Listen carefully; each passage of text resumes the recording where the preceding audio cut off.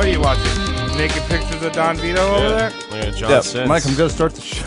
You got to pay attention, Mike. I'm going to start the show now. You understand? Yeah, I was just talking to Johnny. All right, cool. Well, yes, I think Johnny Sins has agreed to come on several hundred of our episodes moving forward. Yeah, it's weird. Welcome to Roast Mortem. Hey. Yeah, the show that's perpetually waiting for Johnny Sins to join us. Come on, I John. am Tom. I'm Travis. Please join. I will be your eager Cody for this evening. And I'm Mike. He even does it in person. It's pretty good. I mean, I thought that was pretty. That was better than the other time. You don't want to run on Yeah. sentence. You got to have it end it with an and. I know, guess. guys. I'm gonna be up and down all night. I got energy Why's that? that's coming in, creeping in, and then energy All leaving. right. So I'm gonna be doing a lot of dynamic stuff tonight. Just get ready, everyone. Get I like you might this. have to. Modulated Tom. Yeah. I want Boston Dynamics to turn me into one of those creepy robots. You don't need... They don't turn human... Those robots didn't start as a human. They just made the robot. Cody, you don't know that. How you know you're not in a simulation 70 years from now in the future? We don't know. Exactly. You don't know that, dude. This is too deep. We just started the episode, and now we're bringing in these deep concepts. This is like Harvard discussions that we need to talk about once they're far into the episode. We've hooked them. Oh, okay. So how was everyone's week? Were you guys Yeah. getting more scientific? Do you get like any PhDs, CHDs, PhDs? How was your simulation week? Yeah. My simulation was broken this week. Let me tell. Well, Saturday it was broken. So What's I up? I had a hard work week, like a lot of people have. Mm-hmm. It's not bragging. You know, I work. Yes, I work harder than everyone. Yeah, of course. You know, I read things backwards. I got to decode. Anyway, I was like, me and Gab are like, we're gonna go to the beach. So we were gonna go to Robert Moses Robbie. to go unwind. So, Mike, this is kind of directed at you. Yeah. Formal complaint about the South Shore people. Okay. Oh shit, it's going down. I'm all about it. I get there, and they're like, no, we're just not doing any more people on the beach. Corona. No people. Oh yeah, limits, right? Yeah. You gotta be there early. So now I'm in a line that's not moving for 45 minutes. Sounds like the Our beach. friends are on the beach.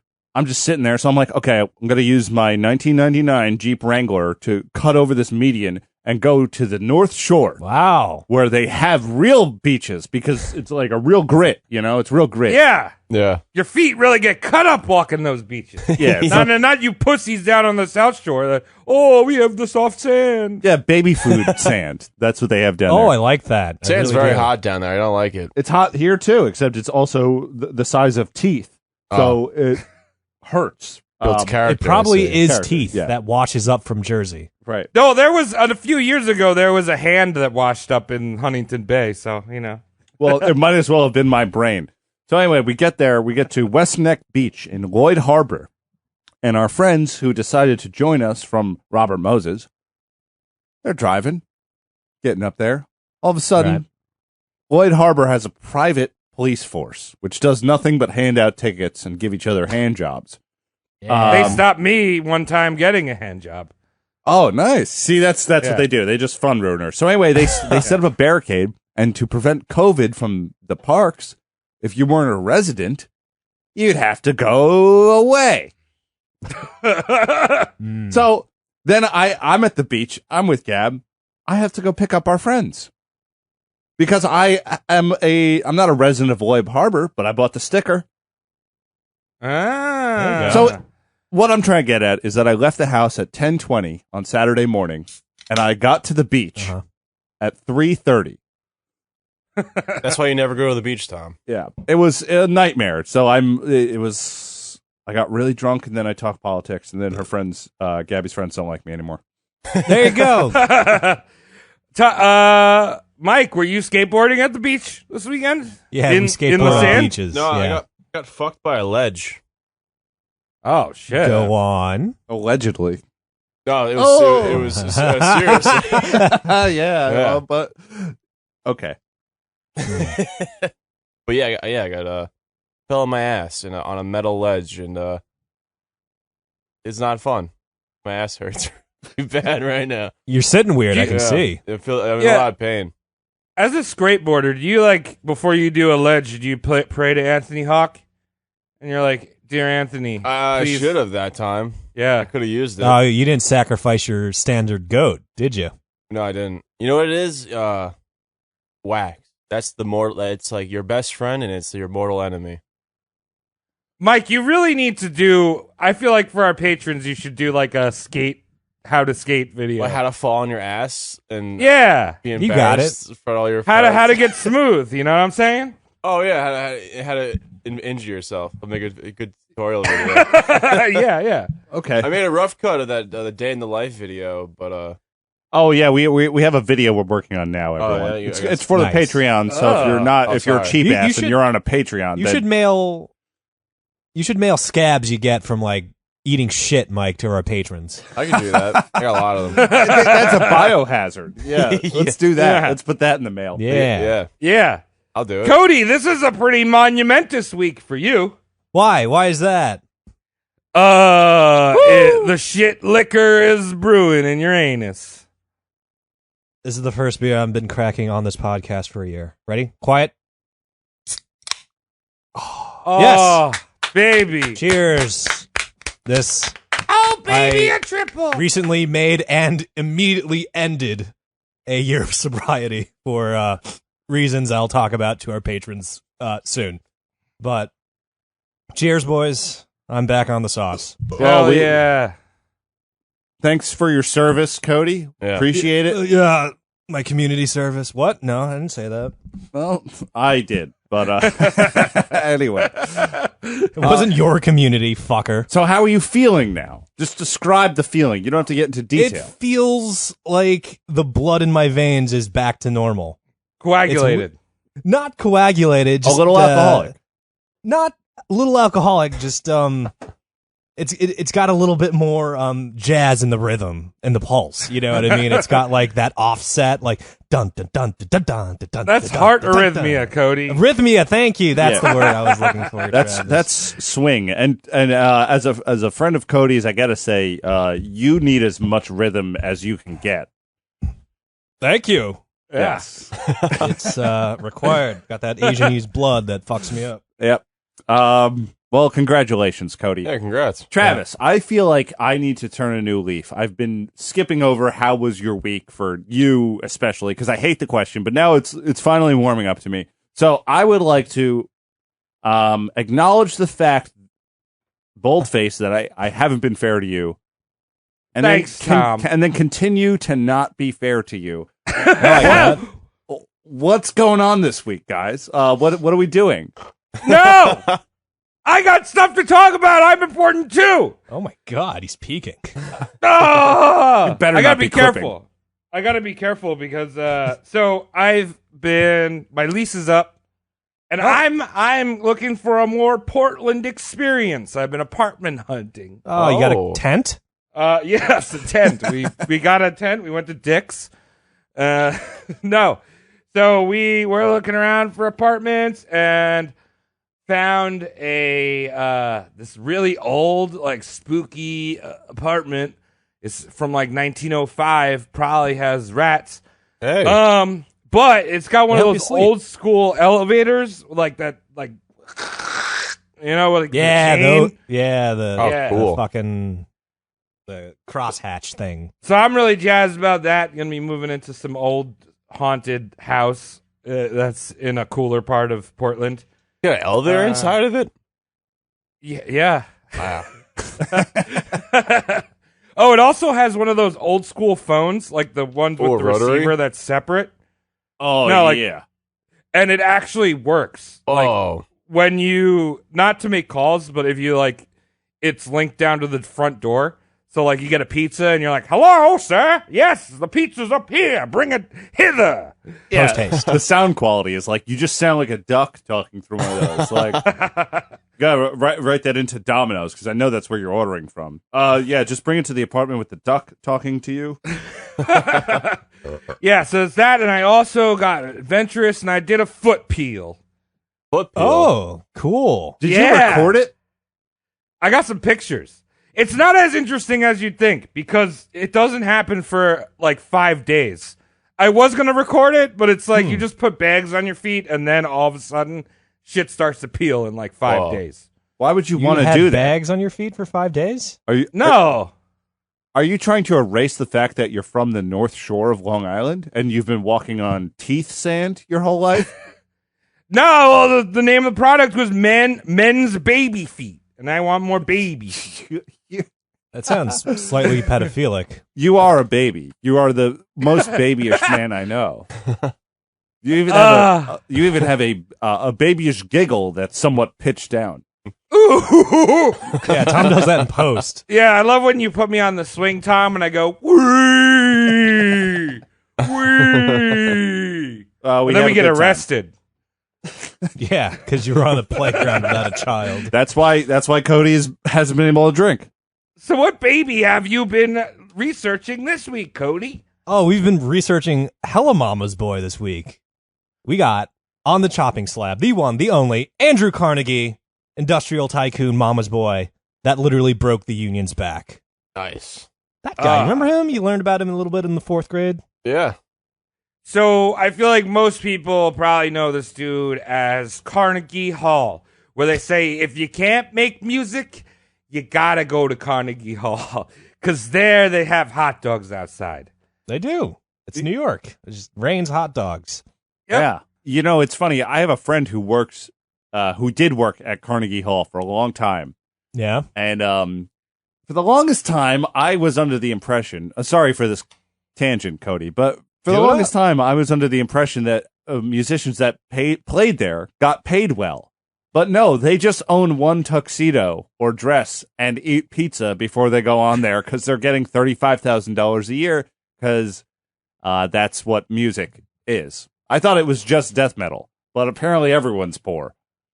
That's really disappointing. I always saw we had little baby Mozarts that were making millions of dollars playing there. No, with their cello. No. Music is for modern day numbskulls. Wait, are you saying that Yo-Yo Ma works part-time at a Taco Bell?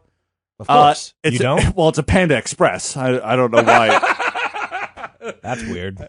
No, it's fusion, dude. Yo-Yo Ma. I love playing. I love when I get a fucking quesarito and Yo-Yo Ma's playing his I cello. love quesarito.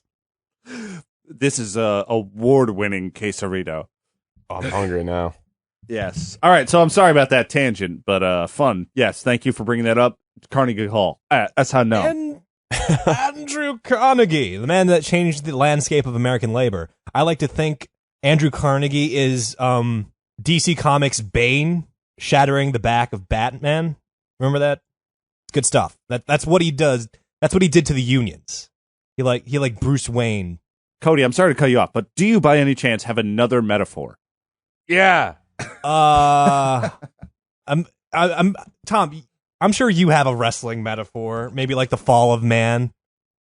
Like Andrew Carnegie, like was John Cena who was versus it? Johnny He Sins. was Andrew Carnegie was the technician Undertaker? behind the rope that broke, holding up Owen Hart. There you go. Oh yeah, Owen Hart. There you go. So we got wrestling and DC Comics, which actually stands for Detective Comics. I also learned this week. Stupid. Oh, Really no. Before Andrew Carnegie, back in the good old days, a worker owned his job. That's why we still use the phrase, I have a job. A podcaster is my profession. It's why there's possessives in favor of the laborer. But because of this fucker, that's not the case anymore. The job is owned by the fucking man. You Yeah, feel? but he is you the still man? say, He's the first man. He's God the first damn it. Man. God. but you still say I have a job. That's just some. It's a that- leftover. It's yeah, an that's archaicism. that's just to make you feel better when Old Navy tells you, "Sorry, we gotta let you go. It's your job." But yeah. I have a job, but it can be taken away at any moment. Just like I have Yes. air, and I could be deprived of that at any time, legally. Back in the day, laborers owned their own business space and tools. When a blacksmith put shit into a furnace, that was his furnace. So if he ever got fired, that furnace is still his. That Yeah. space where he smelts is still his. But nowadays, when you get fired, you lose your furnace. You lose your goddamn space to put shit in the furnace. It's a piece of shit. unless if you're John Sins, Yeah. you don't lose your tool. Well, if you're John Sins, you're just a man in your own right. Ain't no one taking your dick away. You're not really working anyway. You're just providing inspiration. Hero. Sometimes that's work, Tom. It's not if you love what you do. If you like, That'd be hilarious if you like, hated pussy. If you like having sex with 5 blondes at a time, you can never call that work. Let's put it that way. If you really enjoy that, It's stressful. You got to perform well. I'd be like, oh shit. well, that's why he's the best. Anyway, I got to take notes on him. All right, Mike. All right, one of the first things I want to say about Andrew Carnegie is we've all been mispronouncing his name. We've been splitting the syllables up weird. It's not Carnegie, it's Carnegie. Doesn't sound as good. It doesn't sound as good, which is why everyone refuses to pronounce it the right way. Carnegie. Yeah, that sounds. Carnegie. His childhood nickname was Neg. No racist jokes there. Never. I don't know what you're talking about. And that's the other thing I want to joke about right now is race. Well, Everyone- I'm just before we move on, you guys have all been mispronouncing my name the entire time because Tom doesn't even care about how I live and what I do. I don't. No, I don't. How do you say your fucking name? It's Travis. Travis. Travis. Travis, and you guys you don't even notice. Every time I introduce myself, you don't even notice. I say I'm Travis. Sorry, Travis. This is I my. kind of want to make some wacky gentleman's bet with you where you have to introduce yourself like that for the rest of the year. This is my friend, Big Bearded Baby. I'm not baby. So, Well, you're cute as a Carnegie. button. Travis hungry. Travis needs more Bud Light seltzer. Carnegie. And I hate saying that, so we're just going to call this fucker Andy for the entire episode, all right? All right, Andy. All right. And secondly, I wanted to talk about race issues. Everyone pegs this guy as this shining American industrialist. He's not American. He's a fucking Scot. All right? Oh. So it's Whoa. Carnegie, the Scottish guy, not Andy. American. There you go. Did he have a brogue? A what? A brogue? I don't know what that is. A Scottish brogue. The Is accent. that a cigarette? Play a Accent. bagpipe. They call it a an accent. brogue? Yeah, fucking accent. You better believe it. He's a Scot. All right. All right, we'll get into it. Born November 25th, 1835, Dunfermline, Scotland. I think I said that right. Dunfermline? Dunfermline, Scotland. Throughout his childhood, Andy believed he'd follow in his father's footsteps and become a weaver. Plaid guy, plaid making guy. It's important in Scotland. Oh, cool. That's how you hide your nuts. That's a cool job. That is a cool Making job, Mike. flannels and stuff. Well, it's a cool job until the steam-powered looms were invented, Oh. which happened in about 1847. And Put also- a bunch Damn of it. weavers out of business. And also, when you had to clean the plaid that has been next to Scott's nutsack, it's probably a dirty job. It turns from a fun job, making plaid. Yeah. Then you got that Scottish ball sweat. You Yeah, job's a job. You gotta do. You gotta do. Mike you know? Rowe had an episode on that, I think. On dirty ball plaid.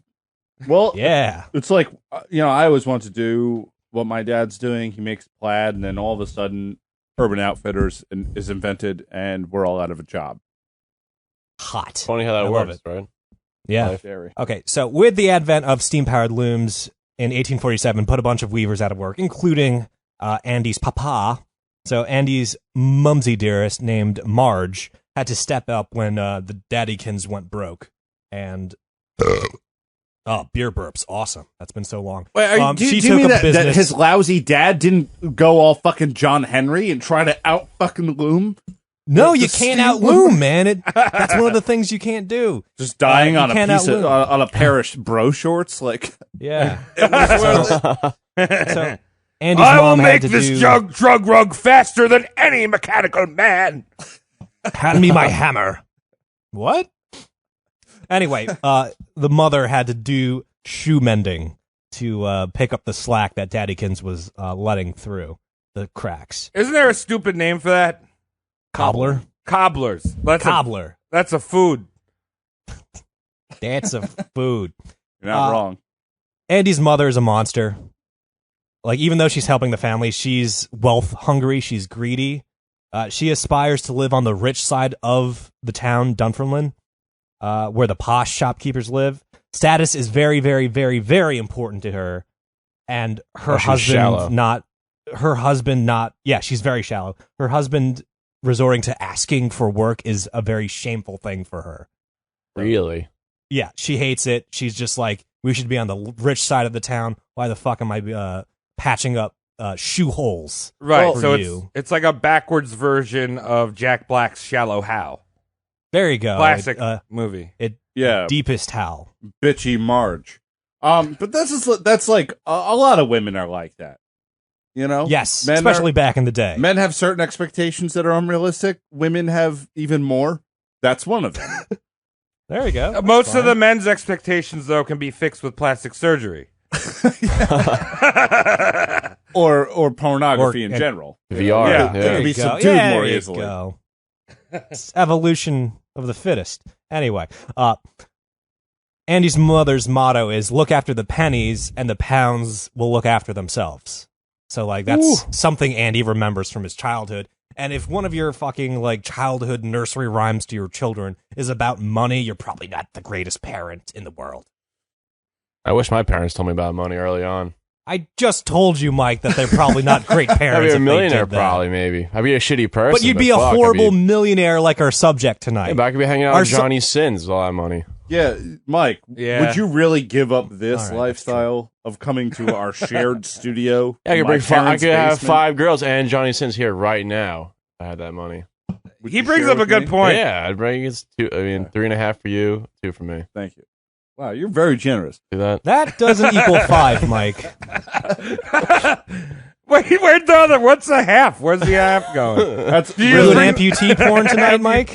no, just Yeah. really, really big tits. Yeah. Or a midget? Is there a Yeah, midget in no, there? it's a third tit.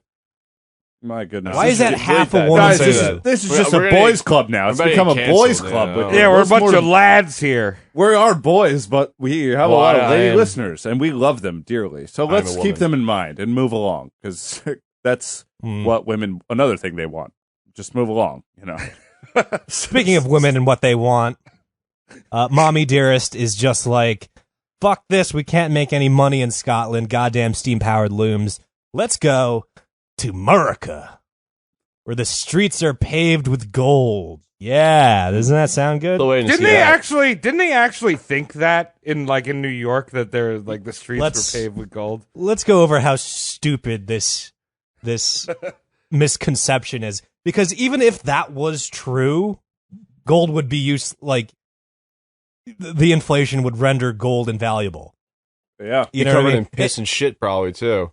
Yeah. Well, Fucking yes, garbage. that, Mike, and this shitty thinking is cropping up today again when people are talking about mining asteroids. You know what I mean? Like I read like I saw a BuzzFeed article that was just like asteroid discovered made entirely of platinum could make everyone on planet a billionaire, and it's just like Then everything would cost me that's, that not money. how, that's never how money works. Yeah. No, then you just have a fuck ton of platinum, and we're like, I don't know. You just like This basically- happened. $1 Yeah, million yeah, for a history. Slurpee or some shit, you know? You'd be This fucking- happened. Yeah. This happened in history already, where a very precious metal suddenly became super like abundant. Does anyone know what the metal was? Oh. What is it, Mike? Copper. Not copper. No. Silver. No, aluminum. Fuck.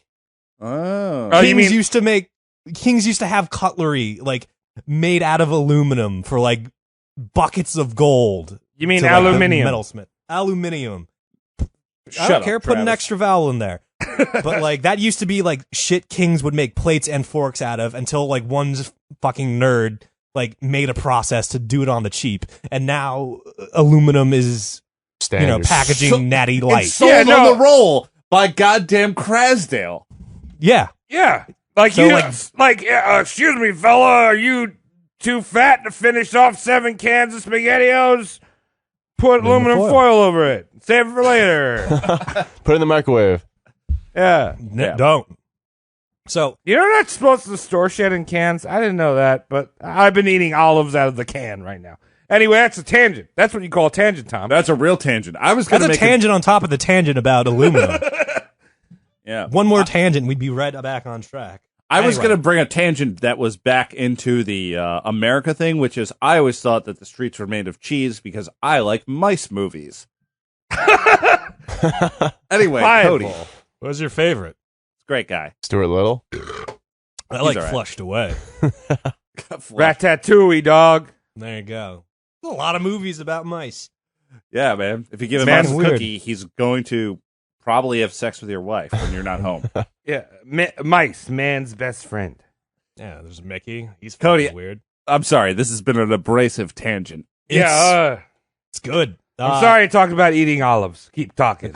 The Carnegie family arrived in Pittsburgh. Yeah. That's a Steel City.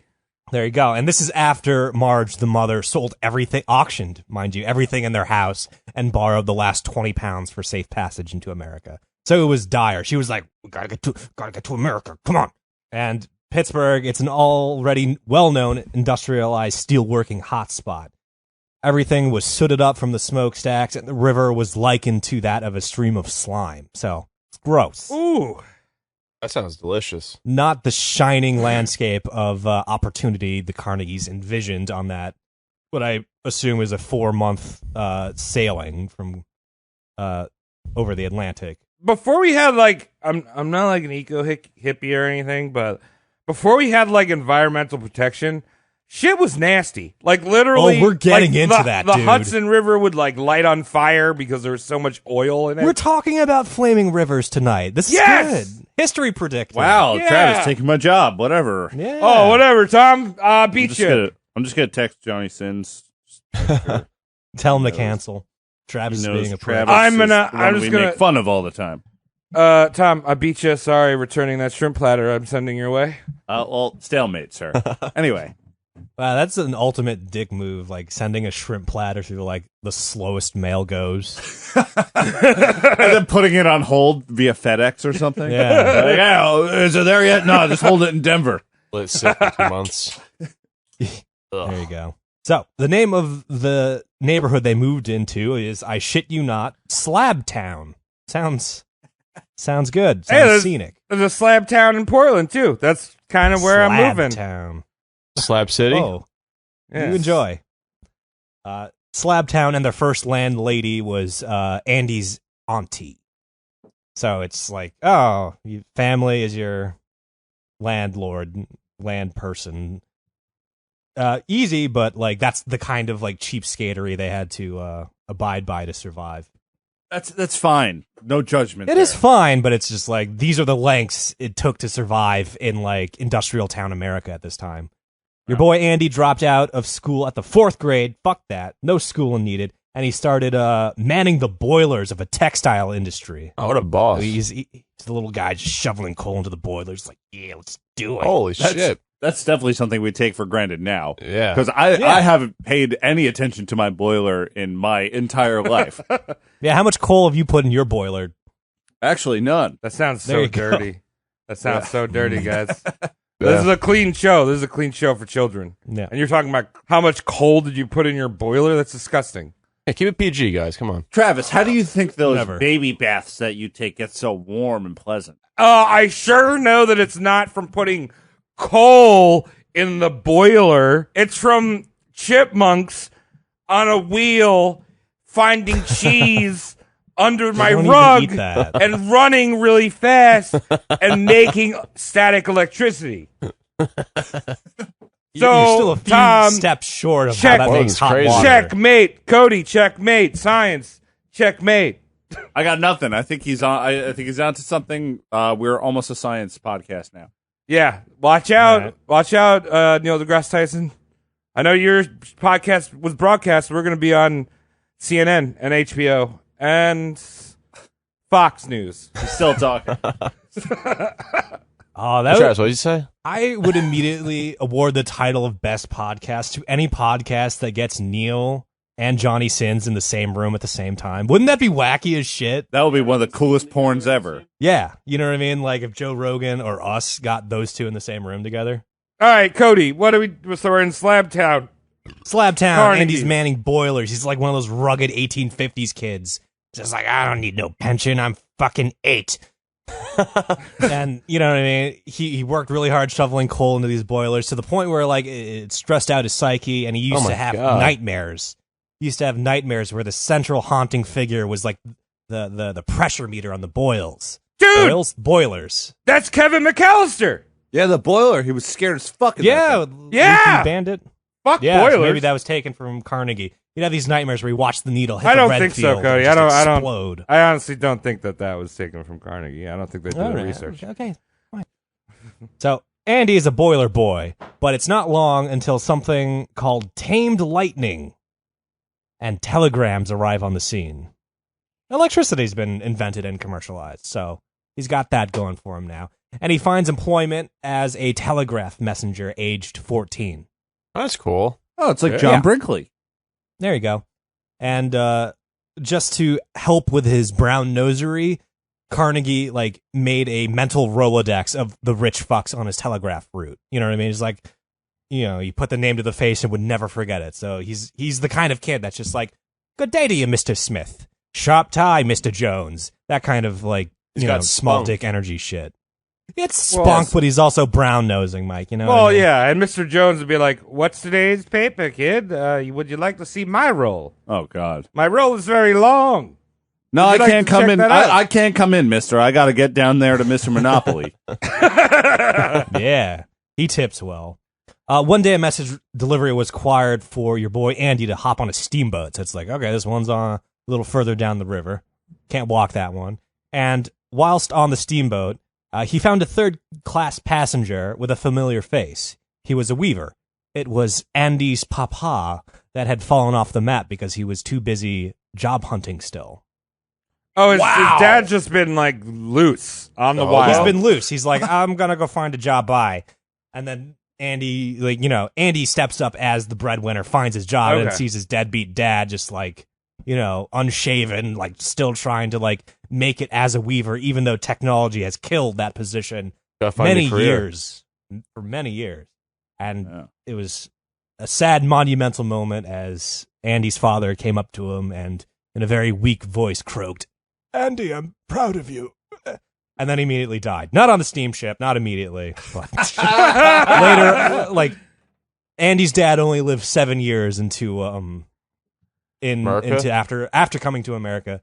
He only made it 7 years, so his mother was probably pissed. Coming to America was 1989, so that's not bad. 1995. No, the movie maybe, you asshole.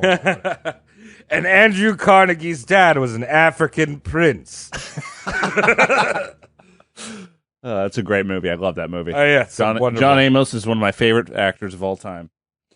So, dad washed up, unemployed, dies unceremoniously out of the picture. The young Andy would soon have his father figure void filled with a man called Thomas A. Scott. Might sound a little familiar. He's the superintendent of the Western Railroad, so he's a bigwig. You know what I mean? Shit. Yeah. So he was one of the clients on Andy's messenger route, so it seems like the brown nosing finally fucking paid off for Andy. Are you telling me that he was the choo-choo man? He was a choo-choo man. He was a choo-choo man. He's not the choo-choo man. He's the choo-choo man of the Western Railroad. Okay, because I've seen the choo-choo man. You look into the mirror at night when you're home alone. You have turn to be around naked. 3 times. You have to be naked, and you say, "Choo-choo man, choo-choo man, choo-choo man, give me Snickers." I'm gonna try that later. And he comes out of the mirror and he touches gives you a Reese's in the privates. He borrows your girlfriend's hairdryer. How dare he? Gives it back all scummy and shorted It's out. weird, sticky on the hand. Just go get a new one, really. Yeah, he's kind of it's just an inconvenience, really. The choo-choo man. Really? Should have bought you a fresh one. Anyway, Thomas A. Scott starts referring to Andy as my boy. So, Did he have a son and he was just trying to rub it in that kid's face? I didn't know. I don't know. I didn't come at the research. Yeah. That'd be hilarious if the rich guy was like my boy while his son was in the room. Yeah, did he have a son named Theodore or Jerome and was just like, you're incredibly disappointing. This telegraph messenger is my boy.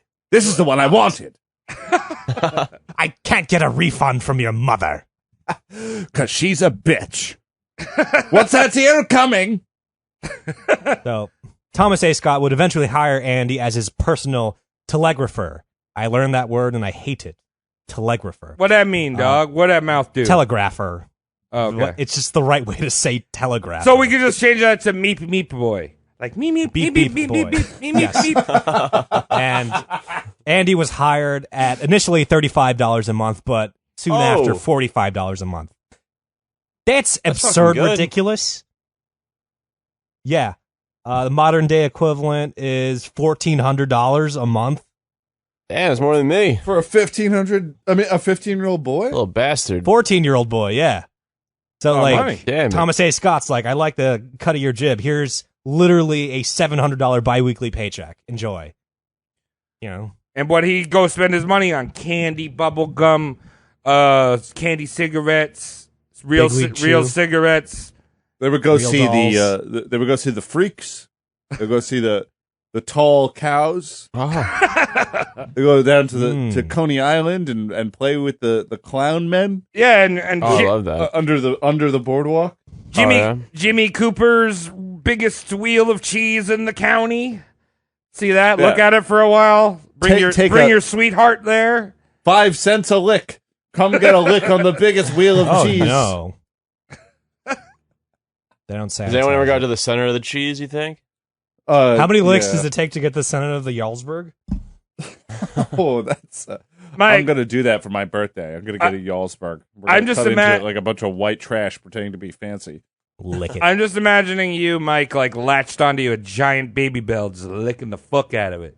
But it's the red wax. He forgets to take it off. Yeah. Yeah. I'll do it, yeah. Cool. So, on top of $45 a month, Andy also gets a fucking all expenses paid railroad account. You know what I mean? Just expenses all his fares. So he's allowed to just go anywhere in America for free. He This sounds is like amazing. a smart kid to me. I mean, fuck. Yeah. His brown nosing paid off. You know what I mean? He's like, He's I an want this. I'm entrepreneur. going to do shit to it. Not well. He's not doing business moves yet, but he's living it Making up. the connections. There you go. He's a Yeah. networker. I like that. Good tie-in, Mike. So one day after work, Andy's making it. He walks in. You know, he's living with his mother. He comes home from work. He sees his mother. Her mother has her hand in his face. Her face in her hands. Wow. First night drinking. It's weird. She's fisting her mouth. Yeah, she's trying to impress Johnny. Andy. Yeah. What are you doing? I've been trying to do this all afternoon, Andy. Anyway, Give she's- mommy What's the elbow a push. Margaret. I bet I could fit 2 fists in there. Margaret is crying. Andy's mom is crying. And Andy's like, Mom, what the fuck's wrong with you? I'm rich.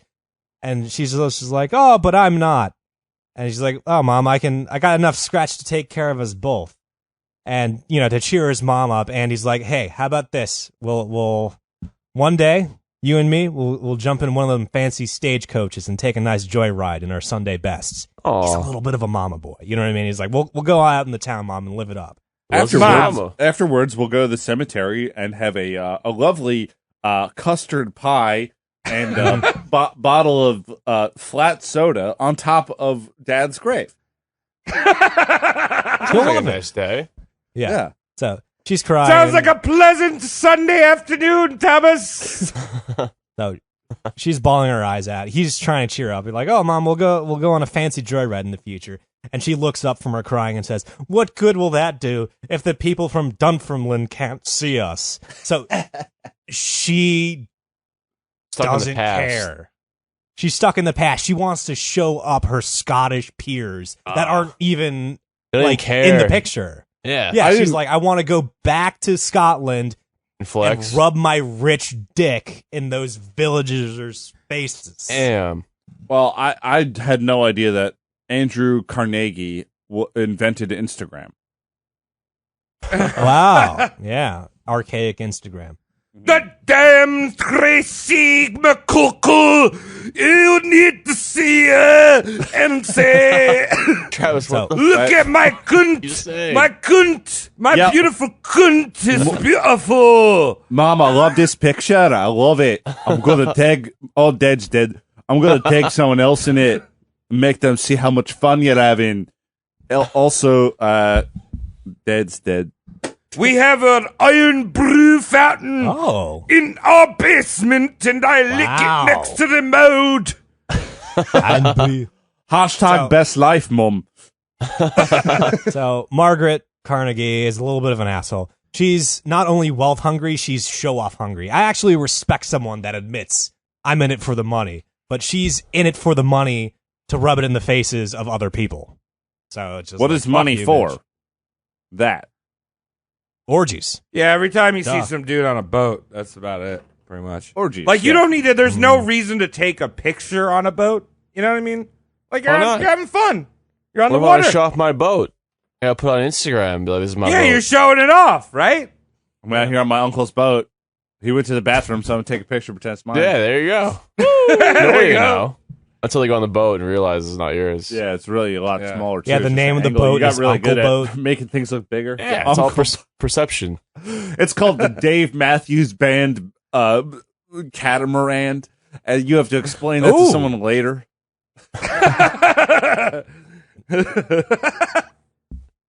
So, and this like arbitrary desire of Andy's mom sets like a goalpost for Andy to chase. It's like, gotta get the money so I can take mom on a joyride in Scotland. So like this is like one of the weird things that gets inside of his head and just drives him to Yeah. build wealth throughout his entire life. So, Iron Brew. Gotta get the money. Iron Brew and sheep guts. Haggis. She wants to show Haggis, off. yeah. She wants to say, guess what? I can buy the most amount of sheep lungs stuffed with currants. It is a showing off point. Mm-hmm. Gonna eat some haggis style.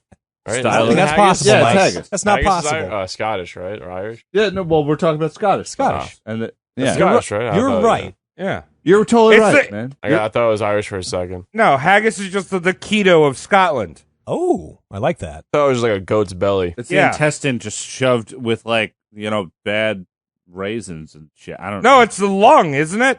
I don't thought it was know. the That lung. was stomach. I know No, it's I just thought a it was- bucket of gross. It's a spleen. I don't know. It's a type of food that you shouldn't eat. Yeah. Yeah. So So if you think Scotland, of a taquito, welcome to New York. We have hot dogs. They're fucking delicious. Try one. Bacon, egg, and cheese, motherfucker. Yeah. yeah. And if you're not into that, you can try the impossible bacon, egg, and cheese because we're America and we're innovative. Yeah. we God have to be bless able this to place. have all of them. We hate sacrifices, so we need other people smarter than us to make it happen. There you go. So, Andy's like, Mom, I can't take you for a fancy joyride in Scotland just yet, but here's what I'll do to cheer you up. I'll buy you a nice house, and I'll hire you a servant in perpetuity. And her mother's like crying, and she's like, I guess that'll work for now. I was like, fuck you. Fuck you, bitch. You're a psycho. Oh, you fucking asshole. Thanks for Yeah. putting together shoes for 4 years. Mm-hmm. Moving us into this polluted goddamn slab town. Yeah, nice choice. Yeah, right. Could we have done Miami? I don't know. Property values way up there. So anyway, one day Andy is working in Scott's office. Scott was away on business, but suddenly the telegraph wire starts clicking like a goddamn tap dancer with Tourette's. And Andy's like, oh shit, that's bad. Someone's angry. I can tell that's an angry tapping going down. Andy decoded the message and learned of a colossal train wreck that happened on the Pennsylvania Railroad. Ooh. So wait, hold on. Can we stop for a second? Yeah. Have you ever gone into like your boss's office and like maybe jerked off? No, It's like a power no. move. No. All right. No. Well, you guys haven't lived. No. I'm fired. From multiple I work- jobs. I work from home, so you know. I'm the boss. I'm right. the boss. Travis, Well- if you really want to stop the goddamn story for that one, fine. Yeah, no We've been worries. stopping I'll- Cody so much. And, I'll- and Sorry, then, Cody. and then that's what you choose to say? It's just like, oh, colossal train wreck. You guys took over the fucking Boston All right, Cody. All right, talk about these trains smashing. Trains mashed up. The guy that's supposed to tell you the railroad workers what to do after the trains mash up isn't there. It's just Andy, and Andy's like, "Oh fuck, how do I do this?" Kind of like a sitcom, you know what I mean? So Andy forges Thomas A. Scott's signature and tells the people what to do. He's like, he makes the decisive shots, or calls the decisive shots to like alleviate the problem. Wait, Like, so do this, do that. where's Scott? Scott's away on was- business. Oh, he is. Okay, I missed that. Sorry. Yeah. So he's out of away. the picture. Yeah. And Andy takes up the reins, calls the shots, gets everything moving again, and very quickly restores productivity back to the railroads. Scott returns to his office, learns of the orders issued, to his workforce under the false pretenses perpetrated by Andy. Scott is pissed, obviously, that he was just impersonated, but approves of every decision Andy made. So it's just like, you're an asshole for forging my signature, but you didn't fuck up after that point. Yeah, I'm going to stop here because, Tom, you need to apologize to me right now. Right now. For what? Just say I'm sorry. No, just say I'm sorry. All right, for curiosity, Travis, I'm sorry. So he's happy he did all that shit, but then he saw the splooge on his desk, and he was angry. Yeah, that's the one thing. He's just like, hey. Yeah, he's like, dude, it's fine. You signed my signature. Like, UPS came. That's great. Whatever. Cool. Just why'd you have to come on my nice quill pen? I said you could come to my office anytime you'd like. Not come in my office anytime you'd like. So, Scott approves of these calls Andy made and gives Andy conditional authority over the railroads. You know what I mean? Scott's like, you can call the shots when I'm, picking boogers in my bathroom, in my executive bathroom. How old is he now? Whatever. Like 15 still? Maybe 16? Yeah, he's still a teenager. Still teenager, Mike.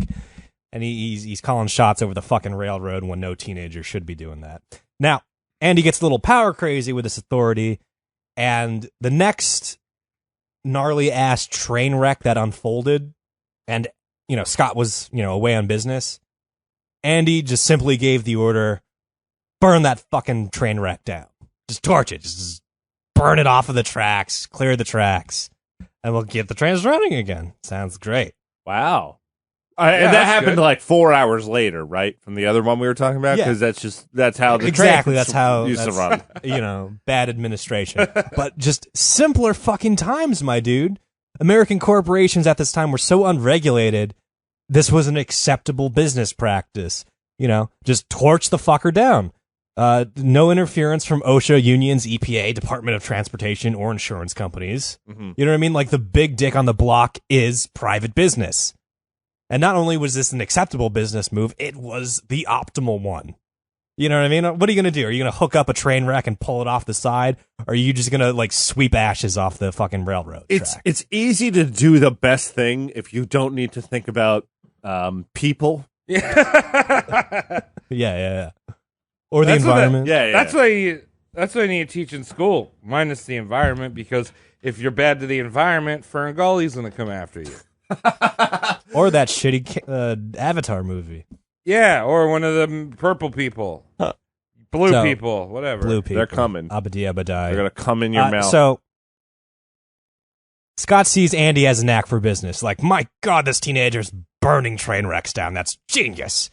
And Andy is given permission to roll up his sleeves and do that wizardry of cost cutting for the Pennsylvania Railroad. So, you know what I mean? are you telling me Carnegie made his money off of Costco? Because I don't get how they sell everything so cheap at Costco. It's bulk. That's literally the entire... Jody, don't talk wizardry with me. Don't talk this magic, hocus pocus shit.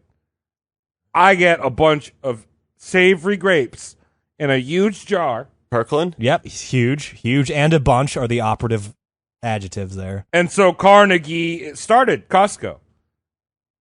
A good man for that. I like him. Yes, Travis. I you like did Costco that. hot Thank dogs. you.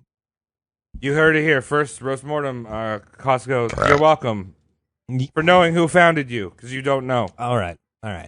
Anyway, Andy is given his chance to roll up his sleeves and do the famous wizardry of cost cutting for the railroads. He got bigger cars, longer trains, higher frequency schedules, and he's doing that tycoon witchcraft. Efficiency spikes. His bosses have huge boners and are happy with him. Your boy Andy ordered 24/7 train schedules and telegraph shops. So it's just like this shit don't stop for sleep. We keep it rolling, always and forever. That's good. Yeah, I like Make that cheddar. You guys ever play Roller Coaster Tycoon? Is that what we're talking about? Oh my God! It's just trains are roller coasters that stay on the ground. Yeah, well, I always used to build the roller coasters that would crash. So maybe I'm like Carnegie, who tries to make the train crash so he could look cool. Like, don't worry, just burn it, dude. It's sick. Yeah. People like burn it from it down. a distance. It's fine. Fires They are can- cool. They can bring their goats there. Everyone's got goats Yeah. in America, and they bake them over goddamn burning trains. Yeah. It's the American dream. Nothing but old Darby's mail that was supposed to go to Colorado. There was nothing to do back then. There we go. What's that? There was nothing to So- do back then, so you gotta do Absolutely. something. Yeah, that's a good point, Mike. I mean, people were bored. People are bored now. Burning train, I'd see that back then, but like fucking a goat somewhere. Could you imagine the crime of people being bored right now? I haven't been bored in years. Yeah, so much to Oh, do yeah, now. me either. Yeah, there's just so much shit. You can either learn something or jerk off or whatever. There's so many options. Back then, they didn't have a single one of those. Didn't have data. Couldn't jerk off in random places. With Andy doing all this cost cutting, wage cuts became routine, and 13-hour work days became normal. It's just like, oh, this is when it starts going down for the worker, because Andrew's just like, I need you to work literally more than half of a day, excluding sleep and all that shit. Right. So rail workers are pissed and proceed to organize a strike, as you do. Hell yeah. As you could Do it. as you used to be able to do. As you should. As you should Yeah. be able to do. Well, Yep. you can, but you can't do a strike during a recession. That's just economics 101. If your goal is to make money or rights making that money, there's times to have a strike.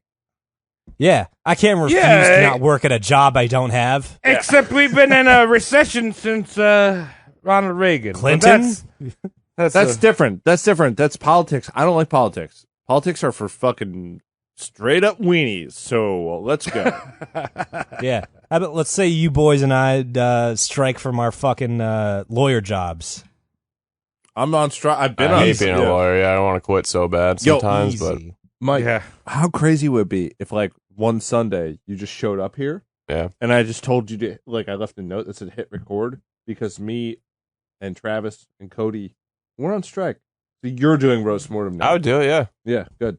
See, this is a good guy. One man This is roast why I mortem. want him on the team. I can hit Fucking play. scab! Yeah. You fucking scab! What do you We'll mean? talk about scabs. You fucking scab! We own the business. I'll tell you We're what on scab strike of our own business. Don't you understand? Dude, I don't care. I just wanted to.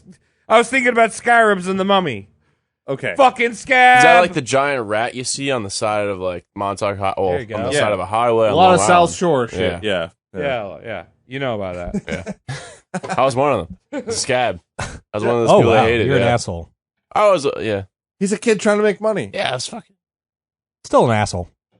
It's fine. I was making the big bucks. I was the laborer. That's the point of a scab. Well, either way, All right. we got him here. In flesh. So that's Yeah, what he's matters. here. In the He's a hard worker. So, Part of the rail team. workers are pissed off and they do the strike thing. Andy got wind of this through a bit of corporate espionage. You know what I mean? He greases the right palms.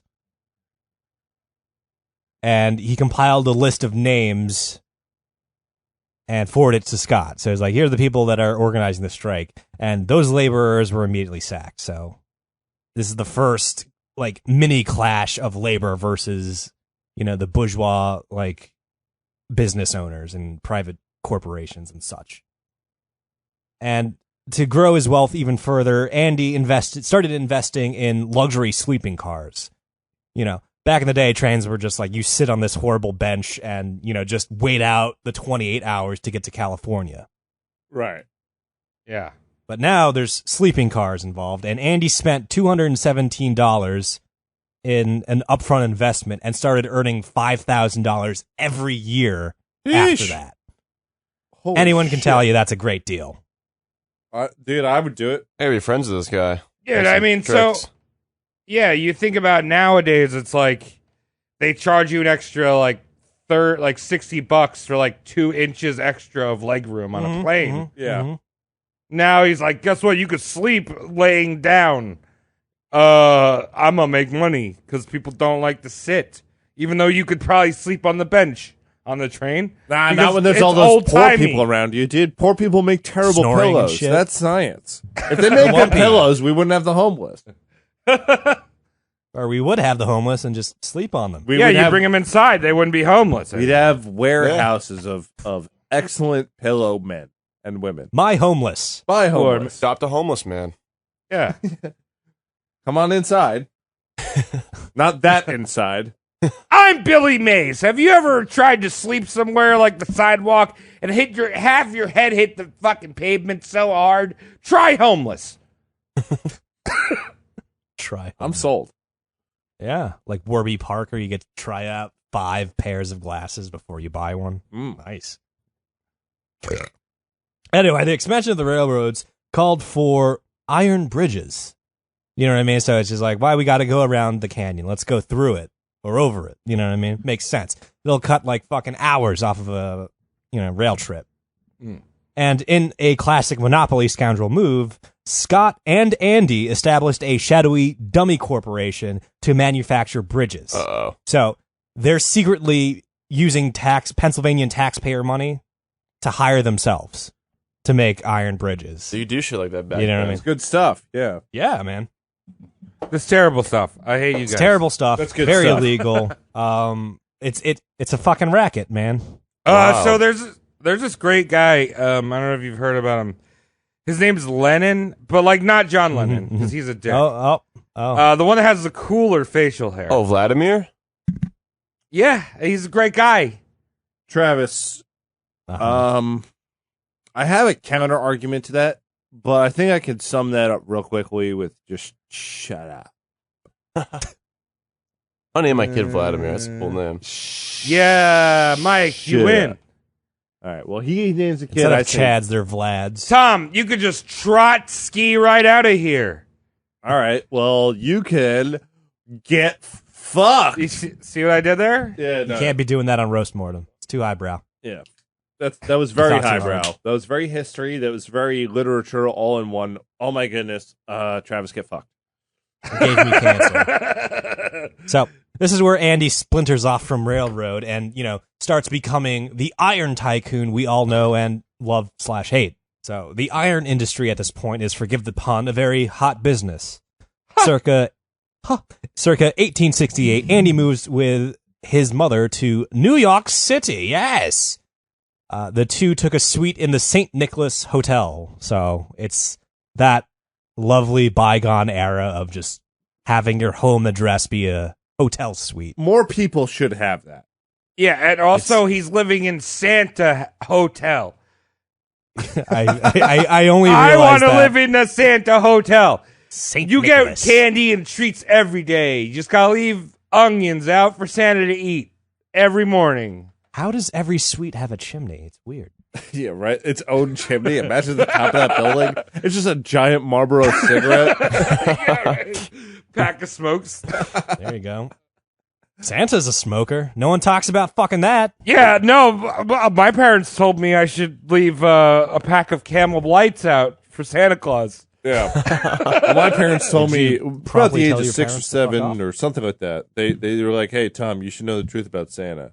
He died last year. He is real, but he's dead now." He's dead now. So I love sorry about that. We'll get you gifts. He's but dead? Yeah, Mike. Your Yeah, parents Mike. didn't tell you? He He died when you were like 2 or fucking something. kid. Who's been putting all the gifts under my tree all these years? Well, it wasn't a dead guy. It was definitely your parents. I don't believe it. It is worth debating. Anyway, Cody, we'll talk about this later, Mike. Cody, continue. Did I just, am I just now computing Travis smoked at the same time in his life where he believed in Santa? No, I'm leaving it out for Santa Claus. Well, and maybe. I don't know. I think he's right. I don't. My brain doesn't work too. There's like a time period. It's like 6 months. Anything before that, I don't really. It's hazy.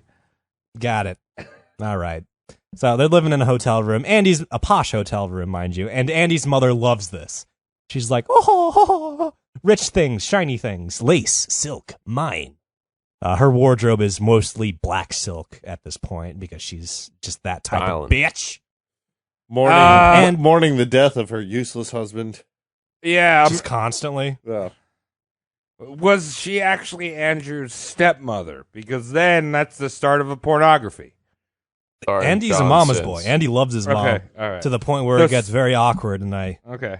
I'm relishing when we talk about the awkwardness. Anyway, Age 33, Andy vows to retire in just 2 years and then switch gears and work towards quote-unquote benevolent purposes. It's kind of a self-admission you're an asshole if you have to pull a U-turn to get benevolent things done. Yeah. You know what I mean? Yeah, that's a good point. I'm going to stop all this in about 2 years and then start doing, good shit. But which is the opposite of what I'm doing now. Right. Well, turning around, yeah. Yeah, so spoilers, Andy blows this 2-year deadline by about 30 years. Whoops. Oops. Stop by a little bit. Because Guys, I'm sorry. I'm joining the Peace Corps. I can't do the show anymore. I have to be nice. See you later. yeah, this show's the opposite of the Peace Corps. Yeah. We really are. We are very self-serving. How do you join that? You just sign up?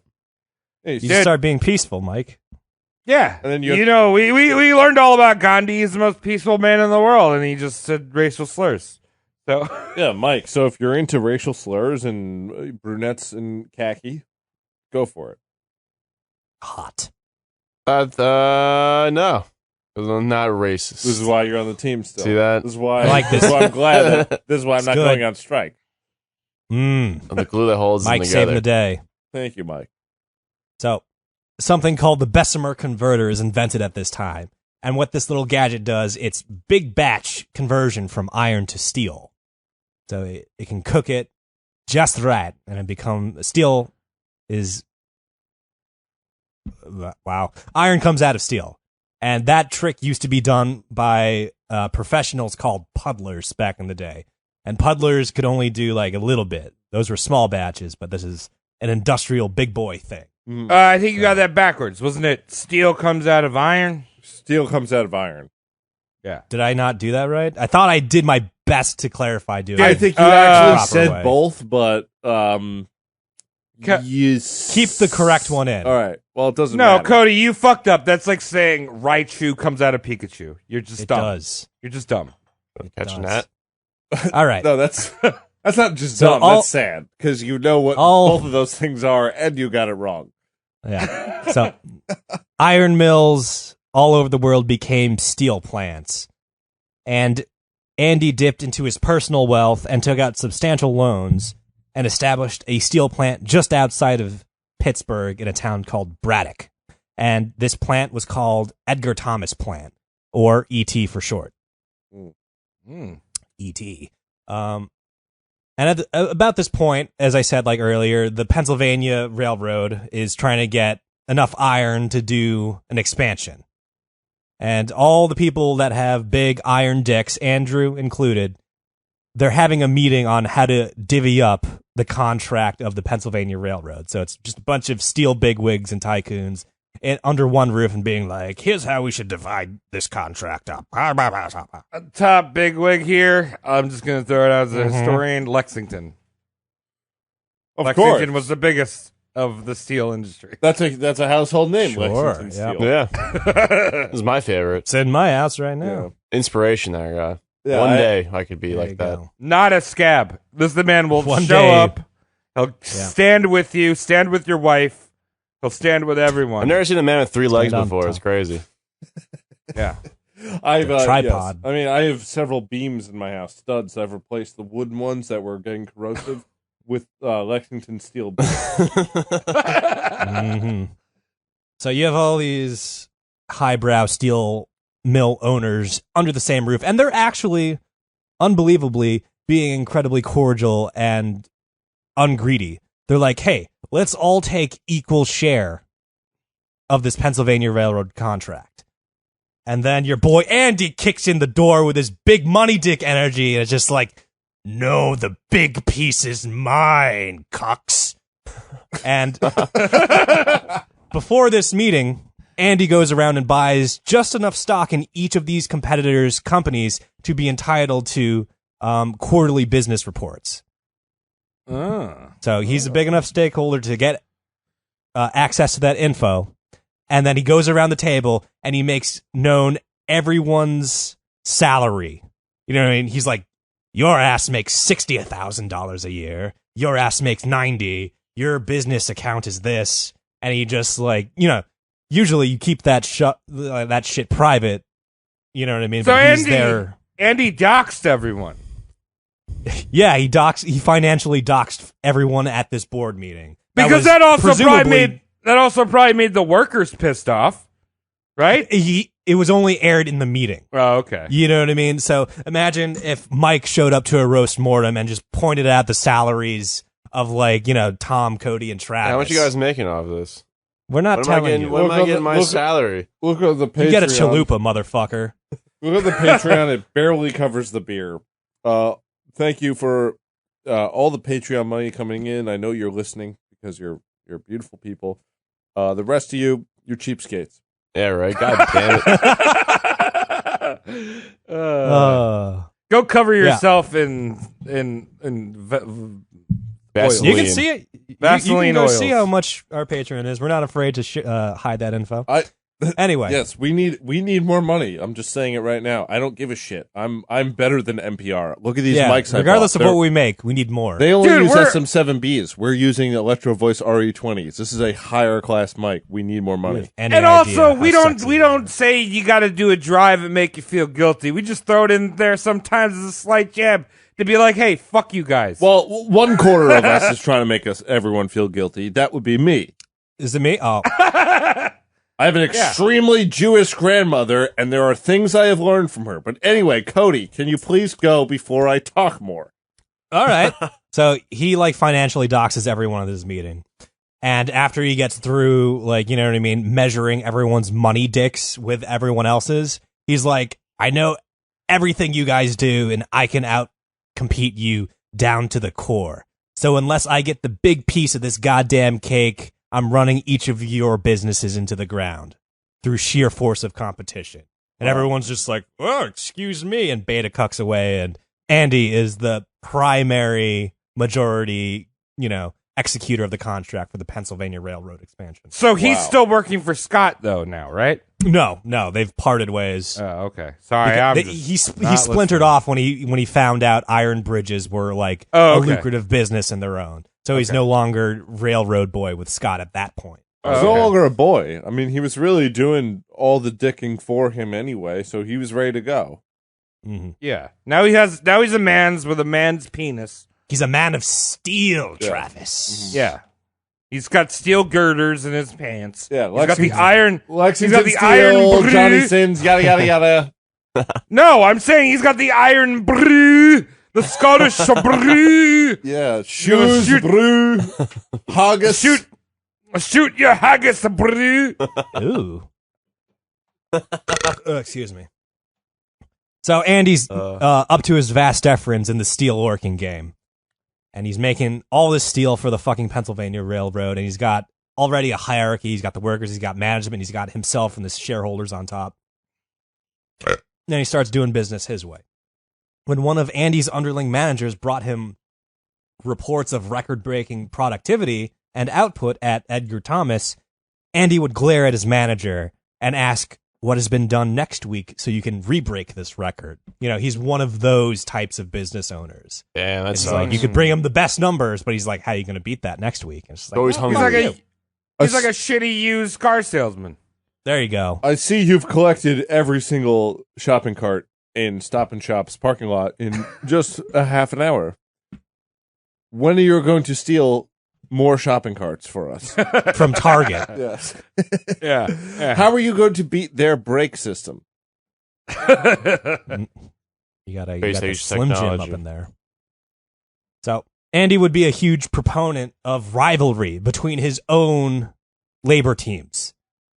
So at Edgar Thomas, there would be Furnace A, Furnace B, Furnace C, Furnace D, and he'd go to all four of these furnaces and be like, who's got the biggest dick and can make the most steel? And all the furnaces would be like, oh, God, please, I hope I have the big steel-making dick. Kind of like Steve Now- Jobs. Yeah, Steve Now, what do you- Jobs did that shit. Fucking Google does that now. That's why they have all those programs it's Google Meet and Google Duo, which are almost identical, except eventually when we figure out which one is more stable, we'll just take all the features from one and shift it on the other. Yeah. We're just guinea pigs. And fire this whole team of purple-haired weirdos. But they're making money. Well, all right. So here's the thing, though, right? I mean, well, yeah, Tom. Also, by the way, those purple-haired weirdos will get a job at another place that'll make a lot of money. Yeah, OnlyFans is a place. You're right. Yeah. But so is he doing that corporate thing where they basically give you like gold stars, right? Because I feel like if you ever worked for a massive corporation, they're like, you better do the best thing ever because like the company needs you. Yeah. You're so important. But you don't get anything. That's what Marshall's was with the credit card sales. Yeah. They'd always like, make me push that, and I would get like nothing in return except I just wouldn't get yelled at. Yeah, I would right. just lie to people to get them to sign up for credit cards. That's where they make all the money. Andrew Carnegie's version of quote unquote employee of the month / gold star was manifested in the shape of a steel broom.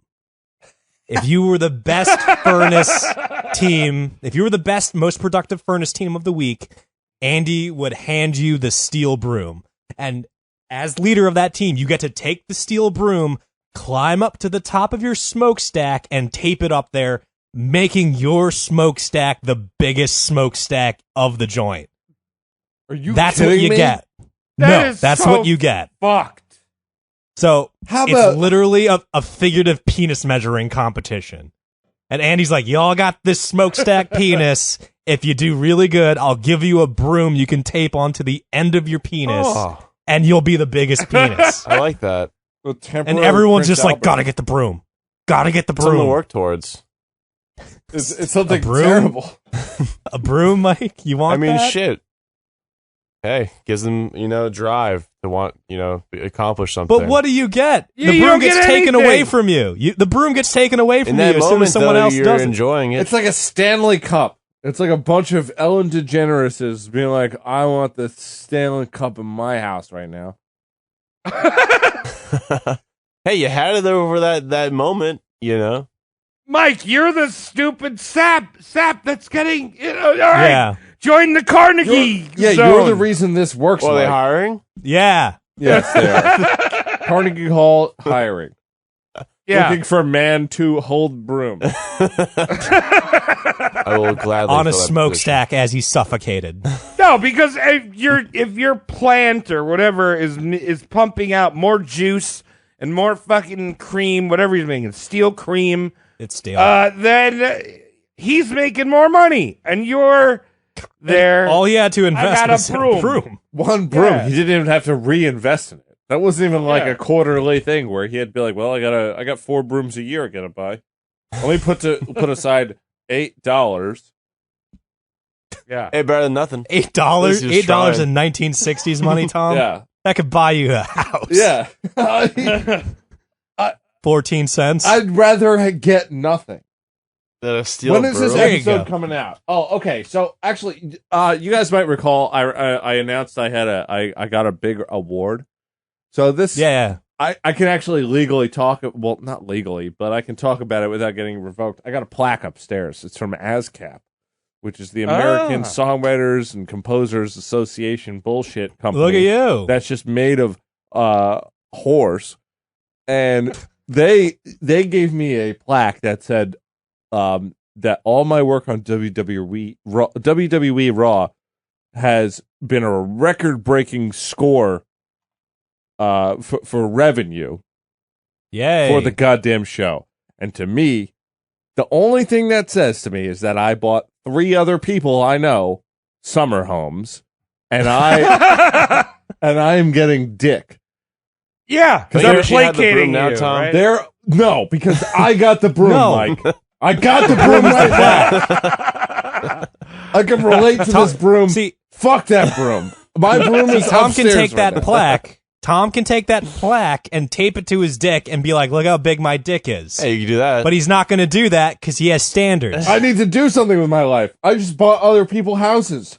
And I big houses Hey, that we I have can't bought them afford. houses. How do you feel about Big that? house. Terrible, because I don't have my own house. I want a little baby house. I can't even get They big house. could have just sent you like a thing like greetings from our new home in the Hamptons. Yeah, right. There you go. Thank you. Yeah, and guess what?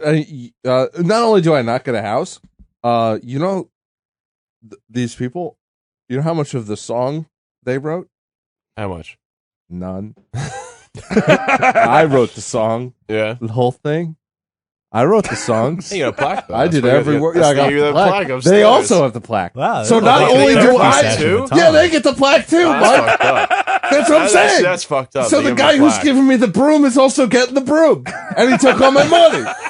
So this is where I am right now, Will they let you hang out at their house? and I can't even get in the fucking beach.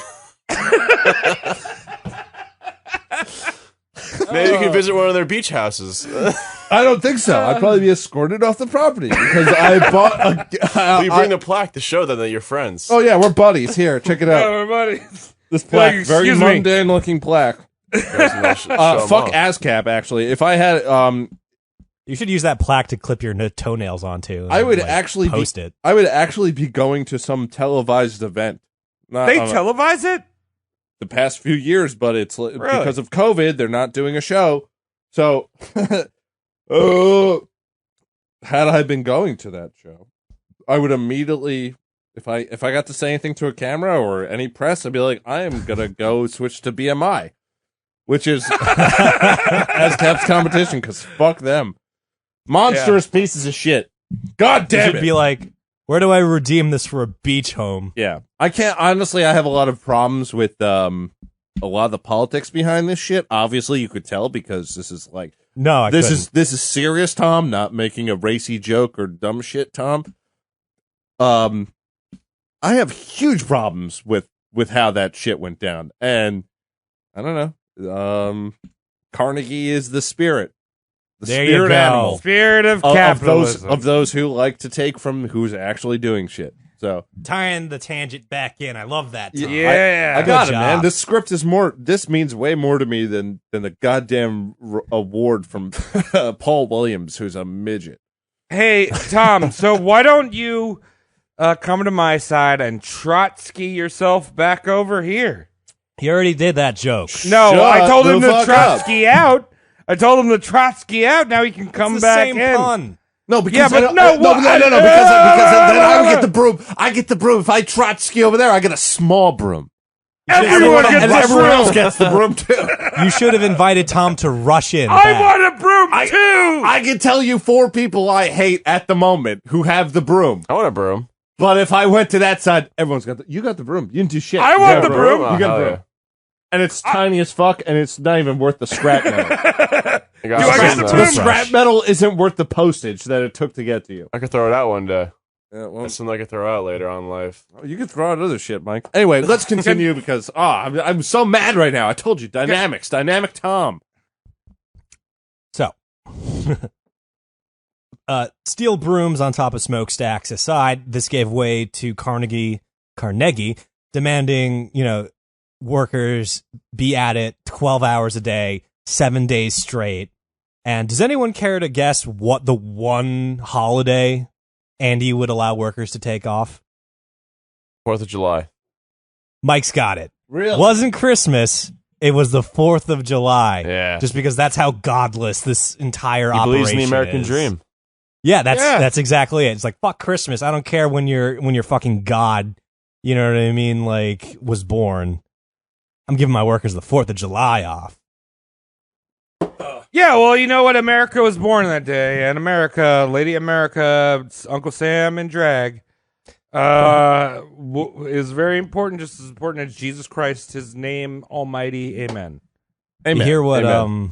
You hear what some trolls are trying to call the 4th of July this year coming up? No, No. I don't know. All Countries Matter Day. And I fucking love that. That's so clever. I really love that. All Countries Matter Day.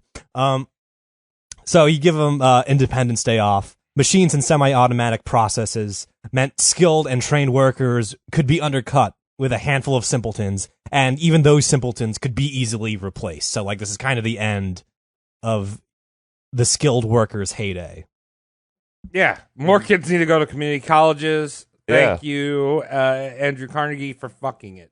Yeah. So, 15 years of experience didn't matter so much. Could you press 3 or 4 buttons and keep your scrotum out of the gears? You're Try. hired, but maybe just for this week. That was the terrain of the job market now. Sorry, Doritos That's down. fantastic. Hold on, Doritos down. Doritos are down. And he's perpetuating this, like, fucking, demonic labor terrain. And without realizing it, Andy's becoming part of the monster that, guzzled technology and fired workers. The reason he's displaced from Scotland. It's just, instead of fabrics, he's on the metal side of this monster. Right. He doesn't realize, this is what took my dad's job away. So he's like, it's like Frankenstein almost. Well, his dad wasn't a very respectable gentleman anyway. He couldn't even work at that Urban Outfitters. No. It's like basically the child clown becomes the monkey clown. Very good, Travis. Thank you for that. Yeah. So, as you can imagine, the fucking unions were not happy about this. They're starting to grow with their discontent. E.T., in the meanwhile, got the Brooklyn Bridge contract. So, the Brooklyn Bridge is made up of Carnegie steel. I didn't know that. Oh, that's pretty neat. And after that, they got a bunch of similar big Czech steel jobs, and Andy made bank. So I don't know if it was the Brooklyn Bridge, but I do remember somebody talking about I can't remember who it was, but somebody was talking to me. We're all from New York.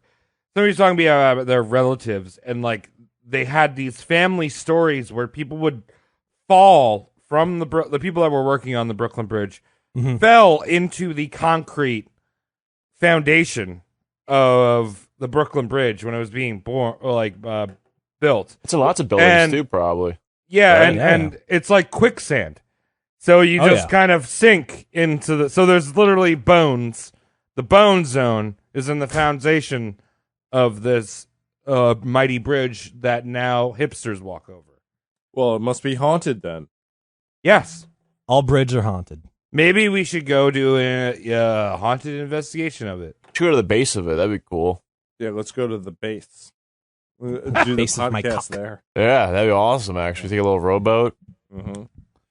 Well, you're rowing, not me. Should we get together somewhere and do a legitimate ghost hunting? Oh, that'd be cool. Yeah. Yes. I'll hold the Mac or whatever computer.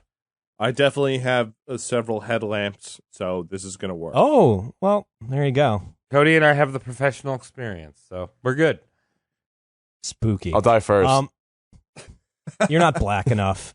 Anyway, God. 1881.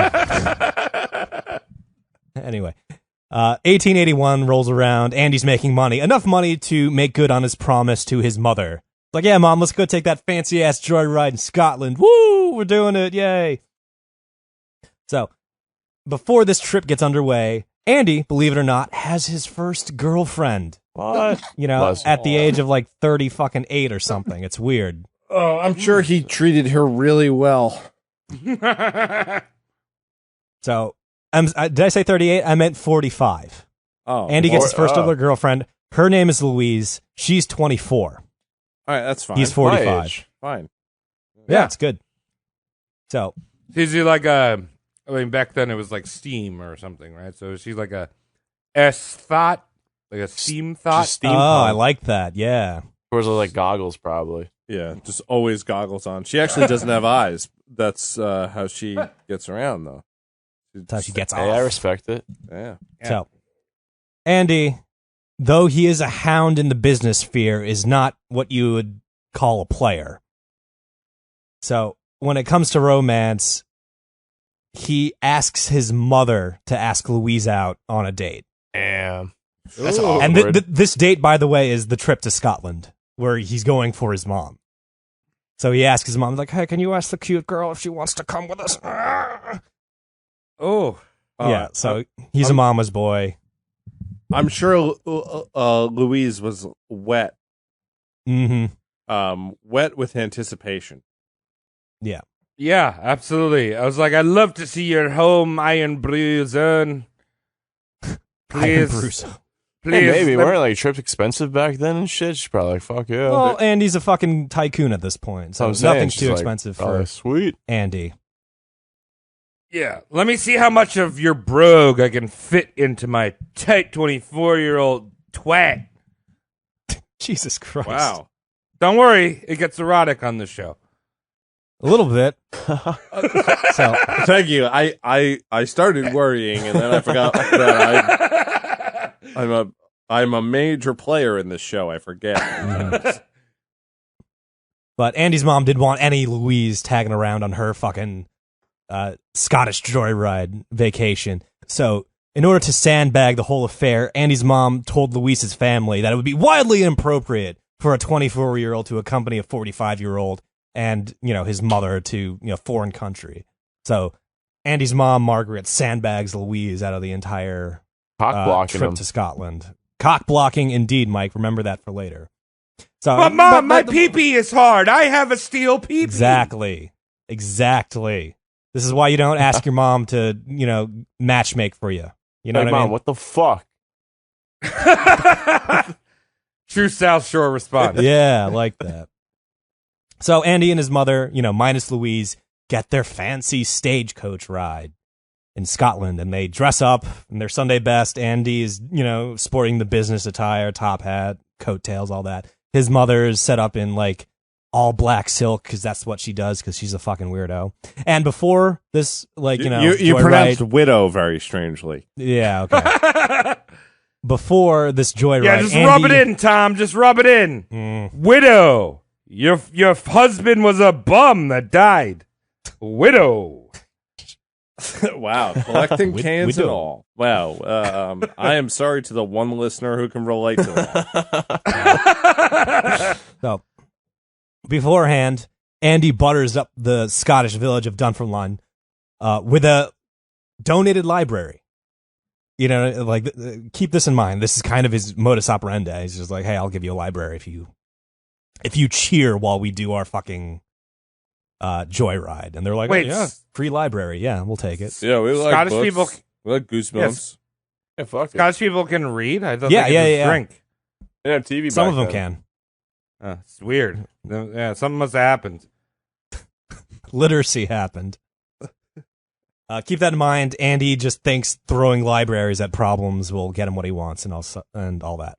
So he takes a Scottish joyride. They all cheer. Andy's mom, is all splooshed in her fucking wet black silk garment, and it's a good time. And he fulfills this childhood promise. It's great. And it happens, and he comes back to America, and he's like, let's expand. And in 1883, Andy's success at the Edgar Thomson plant prompted him to purchase the Homestead Steelworks. Very important name, Homestead. The working environment of Homestead was likened to that of soldiers going to war. There's a brotherhood. Safety really isn't guaranteed for those who work there, but the venture is necessary, for providing, for the steelworkers' family. So Thank it's you kind for of your like service. a military. Yeah, it's kind of like a military vibe going on. So that's another great corporate thing where it's like, these are your brothers. We don't give a shit about you. No, But you have to work with these people. Yeah. So. like them. Like them. And he Like might them. die. So that's one reason you'd care about getting fired is you don't get to see your friends anymore. And these guys were paid 14 cents an hour to risk their lives. Cool. Oh my God, I love America. I love America so much. Yeah. Yeah. And Homestead was one of those good old American places where literally everyone worked for the plant. There was no wondering what your neighbors did for a living. They worked for the Homestead plant. It's like Cody, I weird. hope I'm not history predicting, but did he give them Carnegie bucks? Was there one No. place in the town where they could spend their money and it was owned by Carnegie?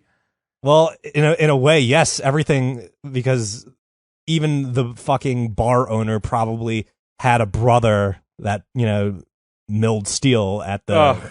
Homestead plant. But they weren't paid in Carnegie bucks. Again, 14 cents an hour. But one thing that was good from this entire Homestead unfurling fiasco is unions started to crop up.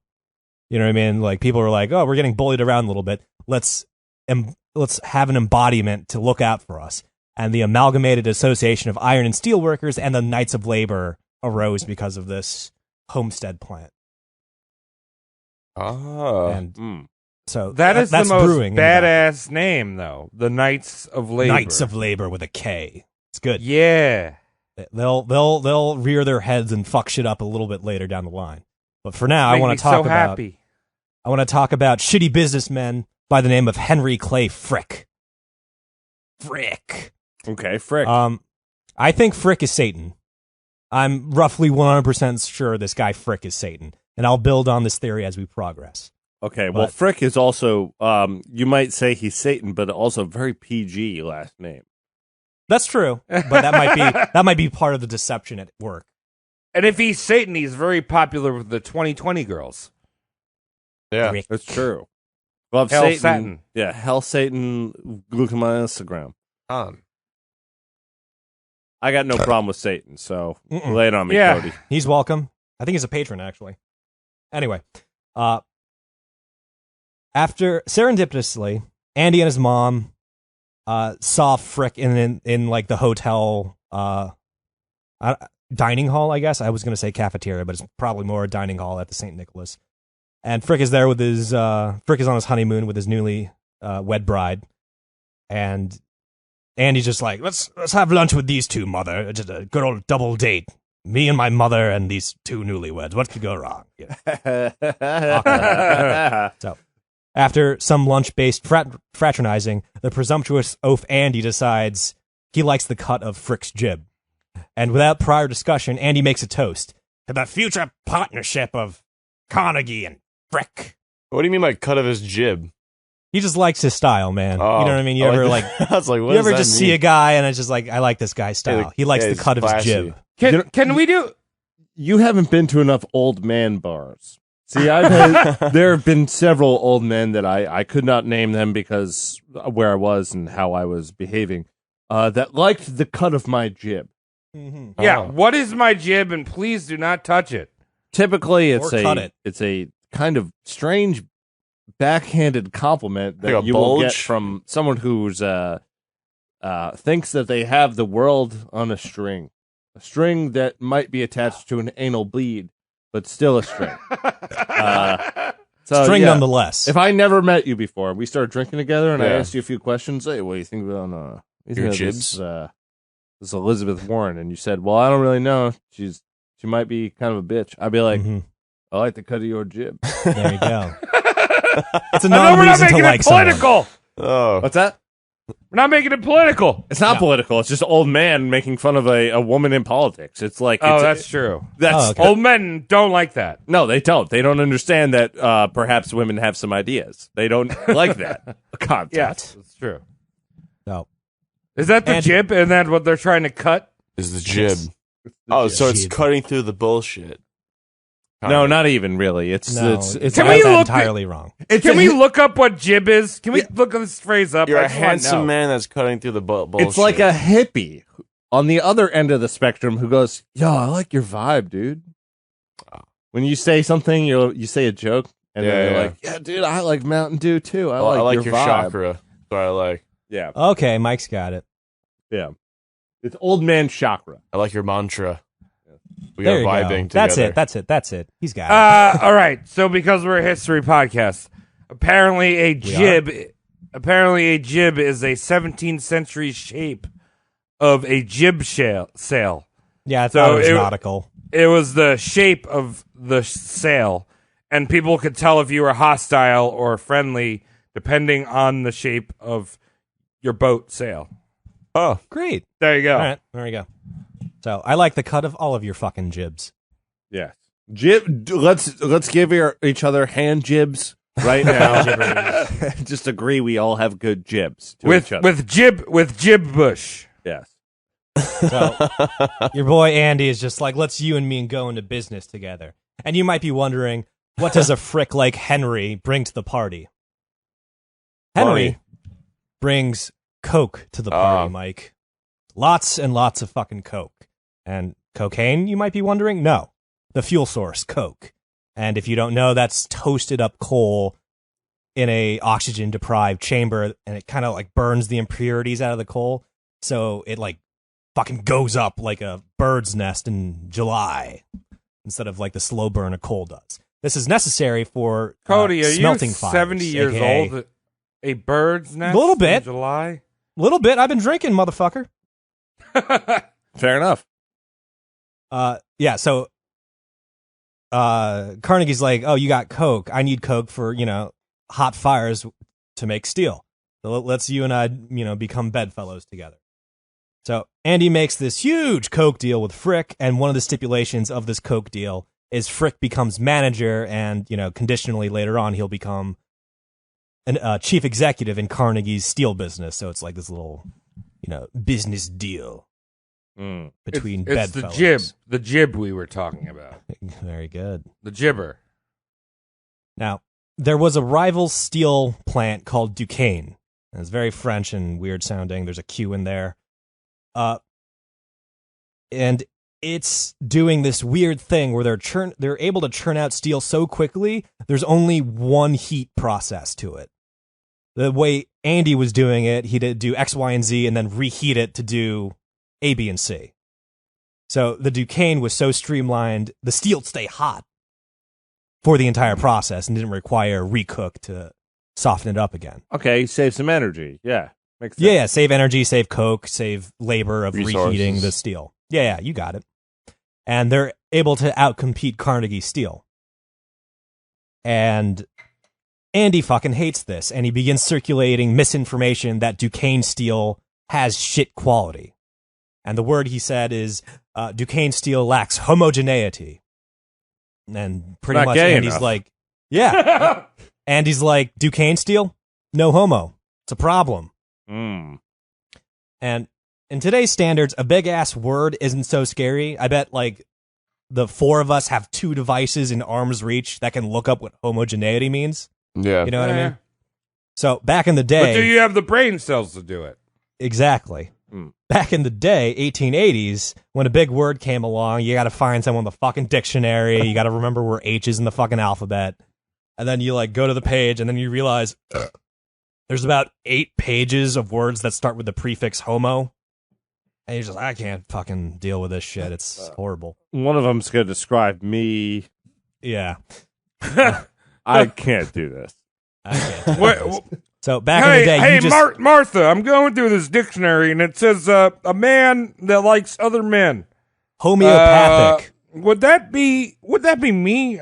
I think because I don't really like you. I hate you. You don't cook me eggs in the morning every morning, and I would hang out with James over here, and he would cook me eggs. He'd touch me in places I enjoy. You touch me in the hair. What I think, You put my a, friend. you I put think a firm comb. You put a firm comb through my hair and get all the fucking weeds out of it.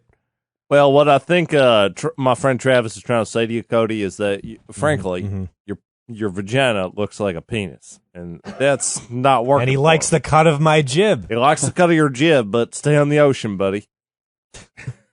Stay seaman. So, that's a fucking hassle, cracking the dictionary. So you just kind of believe the guy who's got the better stationery. And believe you me, your boy Andy had great stationery. So the entire railroad just thinks Duquesne is shit. Don't buy it. If you buy it, you're setting yourself up for a derail in the future. It's not great. So roughly after a year of this propaganda, Frick acts as a puppet buyer for Andy, and he strolls into the financially distressed Duquesne mill. They can't get sales because they lack homogeneity. And he proceeds to buy it outright from, themselves. And Frick puts Duquesne back online under Carnegie name and takes the highly efficient process executed Duquesne's and starts implementing them in ET and Homestead. Right, so he just pulled a no homo. There you go. He did it, but he's like, no homo. Yeah. So Yeah. Carnegie adopted the process a year ago. He was saying yields bad steel. You see what's going on? He's like, oh, don't do that. And then the shares go to shit. He buys it. And he's like, no, it's fine now. He's a Don't worry about hypocrite. it. Oh, that's great. We got to figure it out. Trust me. Yeah, don't worry about it. Don't worry, Well- he only put the tip of his penis into my butthole. Yeah. Oh, that's And you what- Like, can not the whole thing. So, I think I'm good. partially. It's like homogeneity. you, Cody, when you used to talk shit about Monster Energy, and here you are now drinking it almost with every episode. Yeah. Hey, this is mostly vodka. Shut up. Yeah. So, and as you can imagine, Andy's bitching about the lack of homogeneity immediately stops after he adopts the process himself. So let's take a quick, fun little detour and talk about. I have in my notes 1990, but that's got to be a typo. In 1890, Mommy Dearest, Andy's mother, Andy's beloved mother, gets a wee bit of the pneumonia, believe it or not. Oh, no, not the Onya. Yes, the Coronia. And Andy himself gets a wee bit of the typhoid. The two are both sick, surprisingly for different reasons, and they're in their house, sharing adjacent rooms, sharing a wall between each other. Right. Back then, where they would build walls in the middle of queen size beds. Yeah, you got it. I'm just imagining little Carnegie shitting his brains out and his mom coughing away the diarrhea. So That's it would how it work, goes. right? So he's like spraying it like a sprinkler. And she's like, and she's safe. Safe. So Like it a kind of force works. field. Kind of Yeah. works. Now, here's where some silly weekend at Bernie's hijinks unfold, and I love this. Due to the pneumonia, Andy's mom up and fucking dies. She's dead. Poor Now, woman. the house doc, this day and age, the house doctor was believed a lot of a person's health was related to psychological well-being. So the house doctor's like, holy fuck, don't tell Andy his mom just died. He's dealing with typhoid. The shock might fucking kill him. The house doctor's like, shh, oh fuck, don't tell him. Don't tell him his mom died in the next room. And then the servants were just like, all right, we'll let her stay in the room. And then, after a while, she starts fucking stinking up the room, because she's a fucking corpse. Mm-hmm. And the servants are just like, we got to get the morticians in here, man. She's fucking reeking up the joint, and I don't want to clean this up. And the doctor's like, all right, fine. But I don't want the morticians in the house. Andy sees a mortician, he's going to know what's fucking up. So we're going to throw this bitch out the window. Yes! Yeah! Yes! Get that idiot out! So Andy's mom, her corpse was unceremoniously thrown out of the window to the waiting morticians. I bet they raked up a pile of leaves, threw her into it, and then just picked her up. She did a sick And- flip. Yeah. Sick. On the way. Yo, what'd she hit? What'd she hit when she came out of the window? 720. Yeah. There you go. Stuck the manual on the landing. So That was the she's rigor thrown mortis setting in, the manual. Oh wow! She look hit at that. hit the ground and then snapped up from the rigor mortis. So some accounts say she was respectfully loaded into a coffin Bullshit. and strapped to a pulley system and lowered to the waiting morticians, outside the house. But the thing is, like Travis, I call bullshit on this because this attempt was done because the house doctor wanted to keep less commotion than two morticians tiptoeing in and dragging her off through the house. Yeah, they threw that bitch out the window. What is she gonna Build break her neck? Yeah. Building a pulley system, hoisting a coffin into the room, loading the corpse into the coffin. You didn't hear that shit? Lowering it. He would have. But the doctor's like, oh, we did her respectfully. There's no way that would have made less noise than tiptoeing her out the Yeah. front door. They timed a cough. Like they had someone by the window where Andy's in bed. And they're just like, Andy, he's looking at the window and it's just like, Andy, how are you feeling today? Looking over her shoulder as the mother's pushing out that side of it.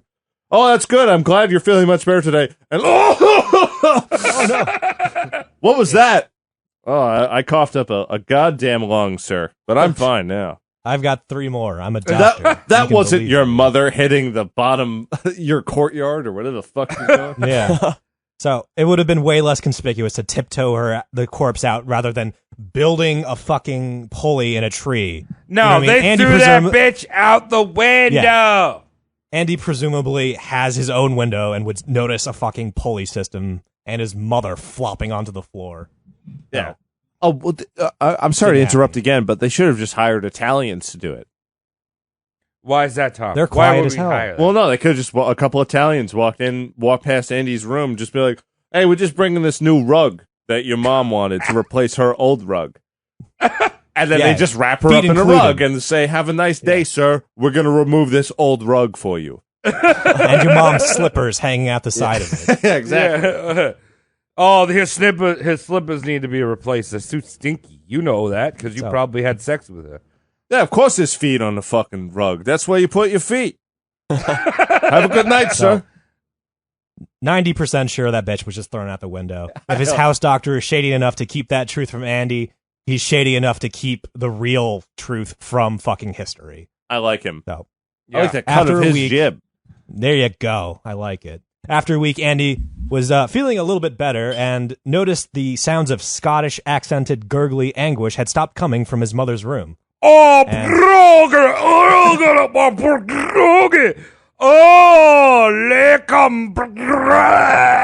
Cody, you knew you were hitting this. Is that my mother or a sheep giving birth? I can't tell. So he's like, where's my mom? And the doctor's like, oh, she's dead. We lowered her out of the window respectfully. And Andrew is fucking devastated. He was a mama's boy. He just lost his mom. How will I get a date? Oh, very good point, Tom. When someone dies... well, hold on. I'm just picturing him like the scene from... what's the fucking movie? Not Lock, Stock, Snatch. Like the scene from Snatch, he's just standing, when he burnt, when his mom's fucking caravan's on fire. Yeah. And he's just standing in front of like a pile of leaves with his mom just like tangled up in it, like from where they threw her out the window. And he's like, nah, nah, nah. Jesus. And like groundskeeper Willie, who's not Scottish because they're Scottish, so he's like Spanish. He's like, can I move? A+. Good for you. Yeah. Little known fact: when you're a mama's boy, you have a sixth extra tacked on stage of grieving. The first 5 are normal. It goes, it goes denial, anger, bargaining, depression, and acceptance. But if you're a mama's boy and your mother just died, the sixth stage you experience is just rampant horniness because your lifelong cock blocker is 6 feet under. It's just like, yeah, I can fuck whoever I want now. Oh, this woman should have died a long time ago. Yes, I should have killed her. So would that be an Oedipus complex? It's like a reverse Oedipus complex. You think he was a virgin up until this point? I think so, because he had his first girlfriend at the age of 45, Mike. He want that Oedipusy. He's a millionaire. He'd be probably like banging prostitutes or some shit. But his mother cock blocks him, and he's constantly around his mother. So, I don't know if this is Freudian double entendres at work, but his first letter, not his first, he probably did business letters, but his first personal letter after his mother died was to Louise, the bitch half his age. And he wrote, "Today I am now wholly yours.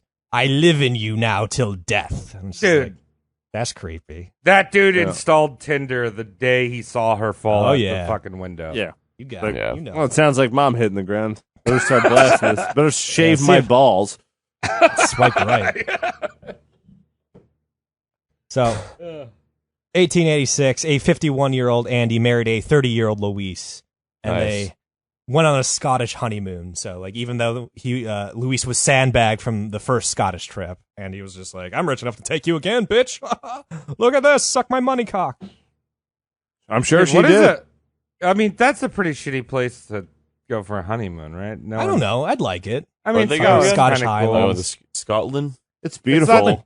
It's I guess. beautiful. It's not the most, like, I feel like they wouldn't pitch you that if you were going into, like, a travel agency. Like, yeah, go to Scotland for your Wait, wedding. but it's probably one of those. That'd be cool wearing a kilt. Have you guys not heard of Sandals, Scotland? No. They have one there? Yeah, you go to Sandals, Scotland. It's not on a beach, kind of. It's just like on a hill. Yeah. It's not even a mountain, really, because it's still Bunch a of fog. Sandals, so it's just a hill. And they put some. You live in a brick building. What do you do all day? It looks like a school.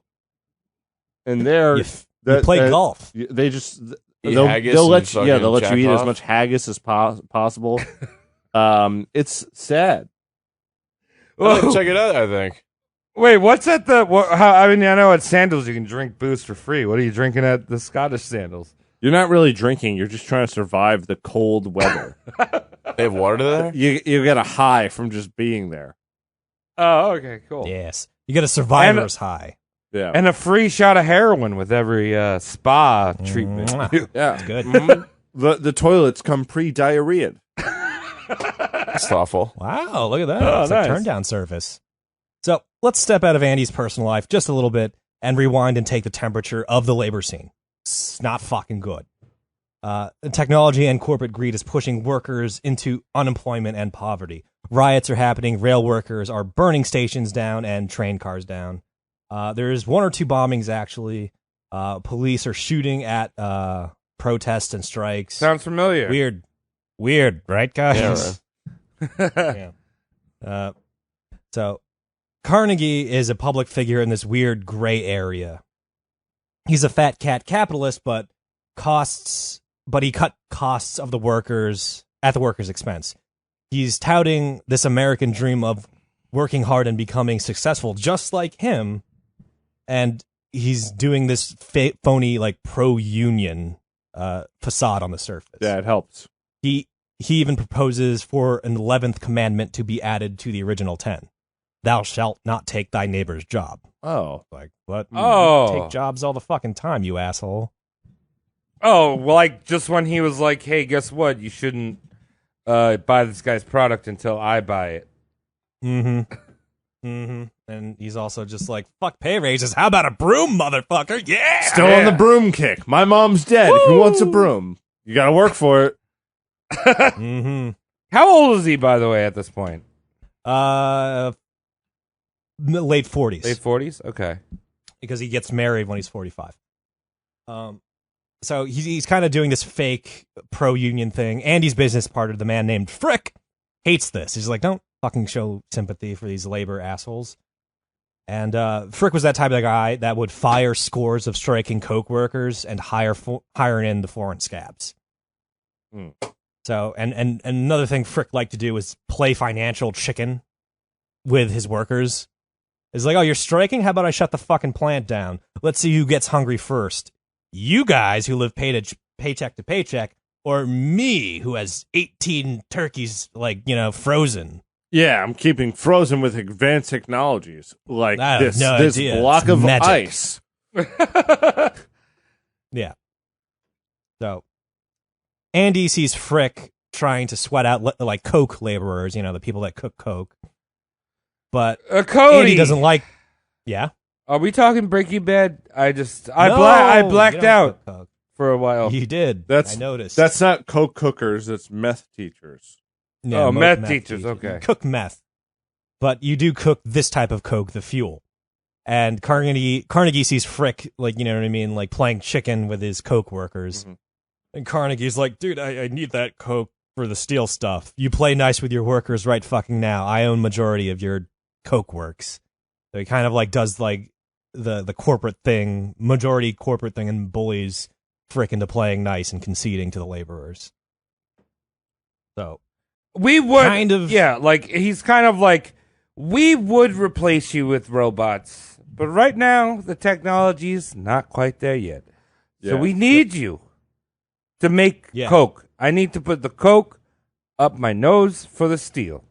Yes, I'm So, sorry. Our okay. Chuck E. Cheese animatics are still not ready to do what you're doing yet. Yeah. Yes, Yeah, we yeah. must build advanced enough to where the parents love to come to Chuck E. Cheese because there's animatronics that will sexually please them while their kids Wow. are having fun and eating pizza. I thought that was the shit we get in 2020, but here we are. Chuck E. the Cheese, Henrietta the Heifer, and all the other friends, and Grimace, right? He's from yeah, Chuck E. Cheese. and Blowy Grimace. and Blowy the waist high machine.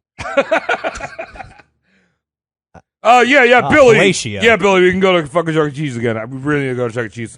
I could buy you extra fucking coupons for the arcades. We gotta go. We gotta go today because I don't like your mother. How many Chuck E. Cheese tokens for the blowjob machine? At least 10. Back then, at least 10. Wow. That's a lot. Wow. It's a mortgage. So Andy tells Frick to play nice with his coke workers, but the same thing isn't true when the shit show starts happening on Andy's doorstep. The metal workers are just like, we hate this. And Andy's just like, well, I'm closing the plant and hiding it out in New York. Bye. Mm-hmm. So he turns tail, lays low in his New York City hotel suite. But, the the union heads catch up to him, like knock on his hotel room door, and it's just like, hey man, you really can't ghost guys on your payroll. You gotta like come to terms with them either way. You can't hide. Are you sure this wasn't a friendly like 1950s doorman, like a Louis Armstrong looking guy? Hey Andy, how you doing today? I noticed you got your broom in your hand. You look pretty sad. Maybe you got to go back to that factory and figure it out with them folks. Yeah, you know, exactly. That's probably how it was in the 1960s adaptation of Carnegie. Yeah, There you go. right. Carnegie was a tolerant man. Yeah. Yeah.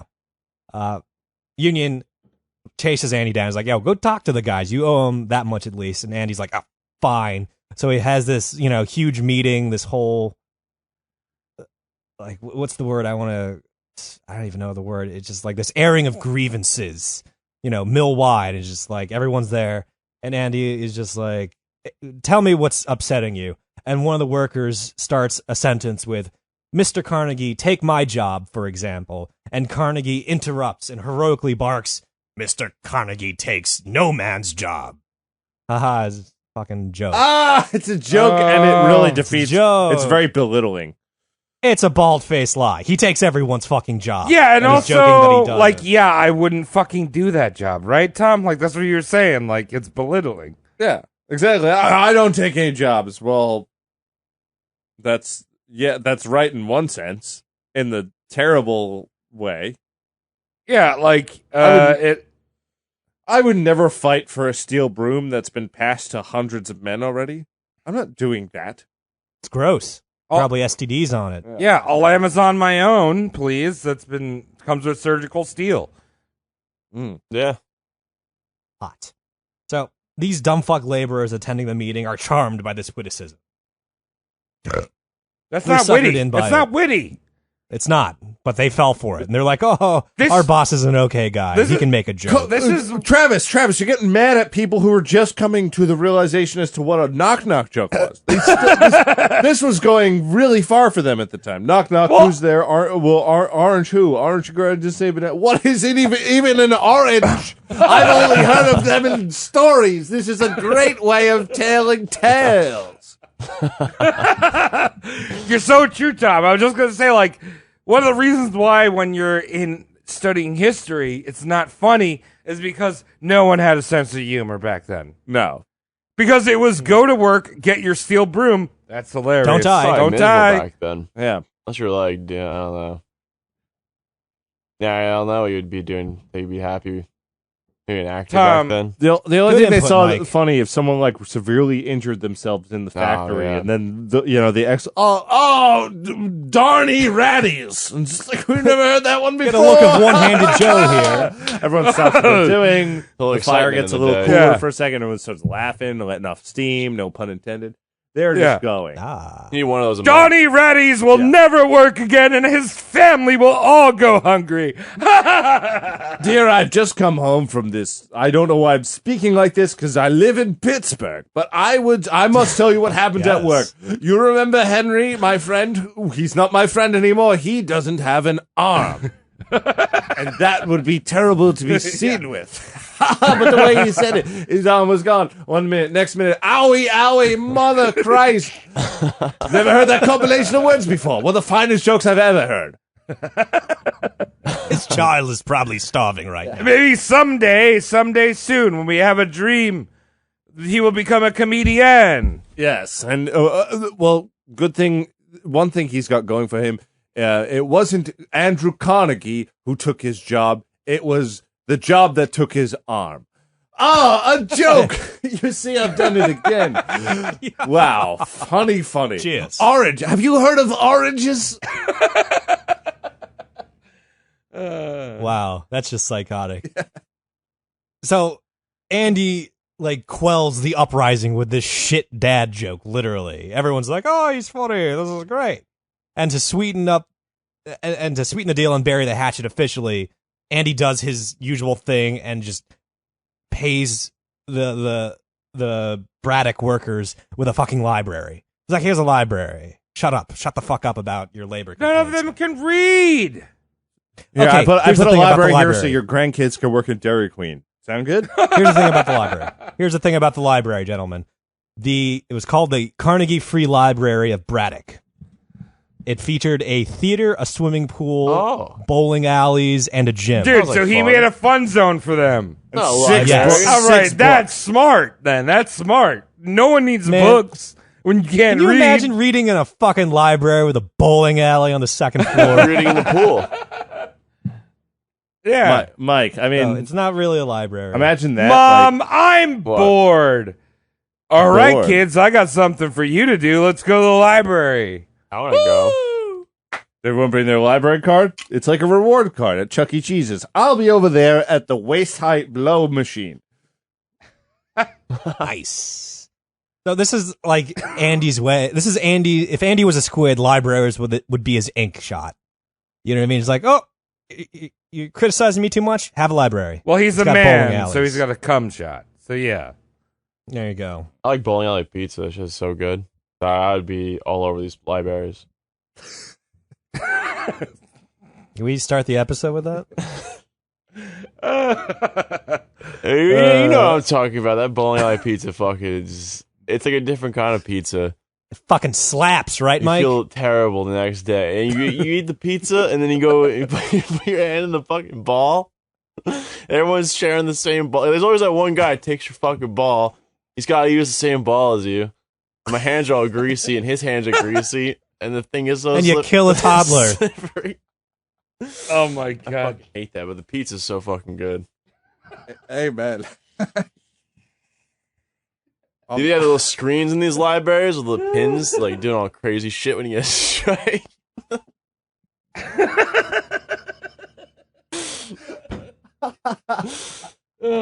Shows like a bowling ball doing a rail of coke. Explodes. Oh, Yeah.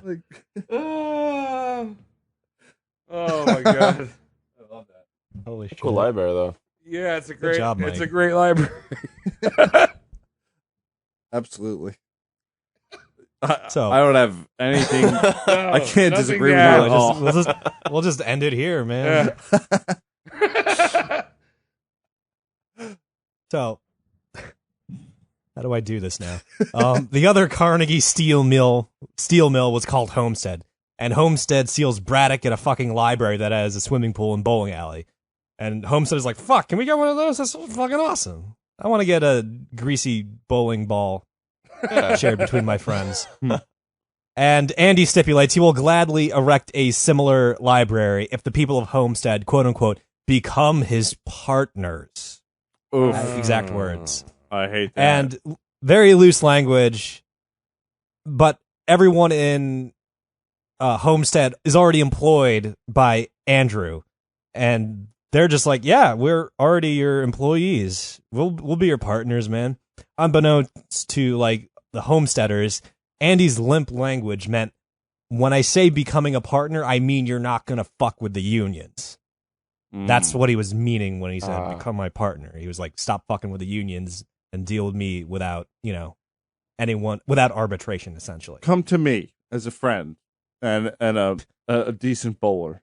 1892, the Homestead contract would be up for renewal, but it wouldn't be Andy in the seat that calls the shots. It would actually be Frick, because Andy, at this point in his life, just can't be found. He's taking trips to the Scottish Highlands, and it's like, Frick, deal with this rabble while I go fishing in the Highlands.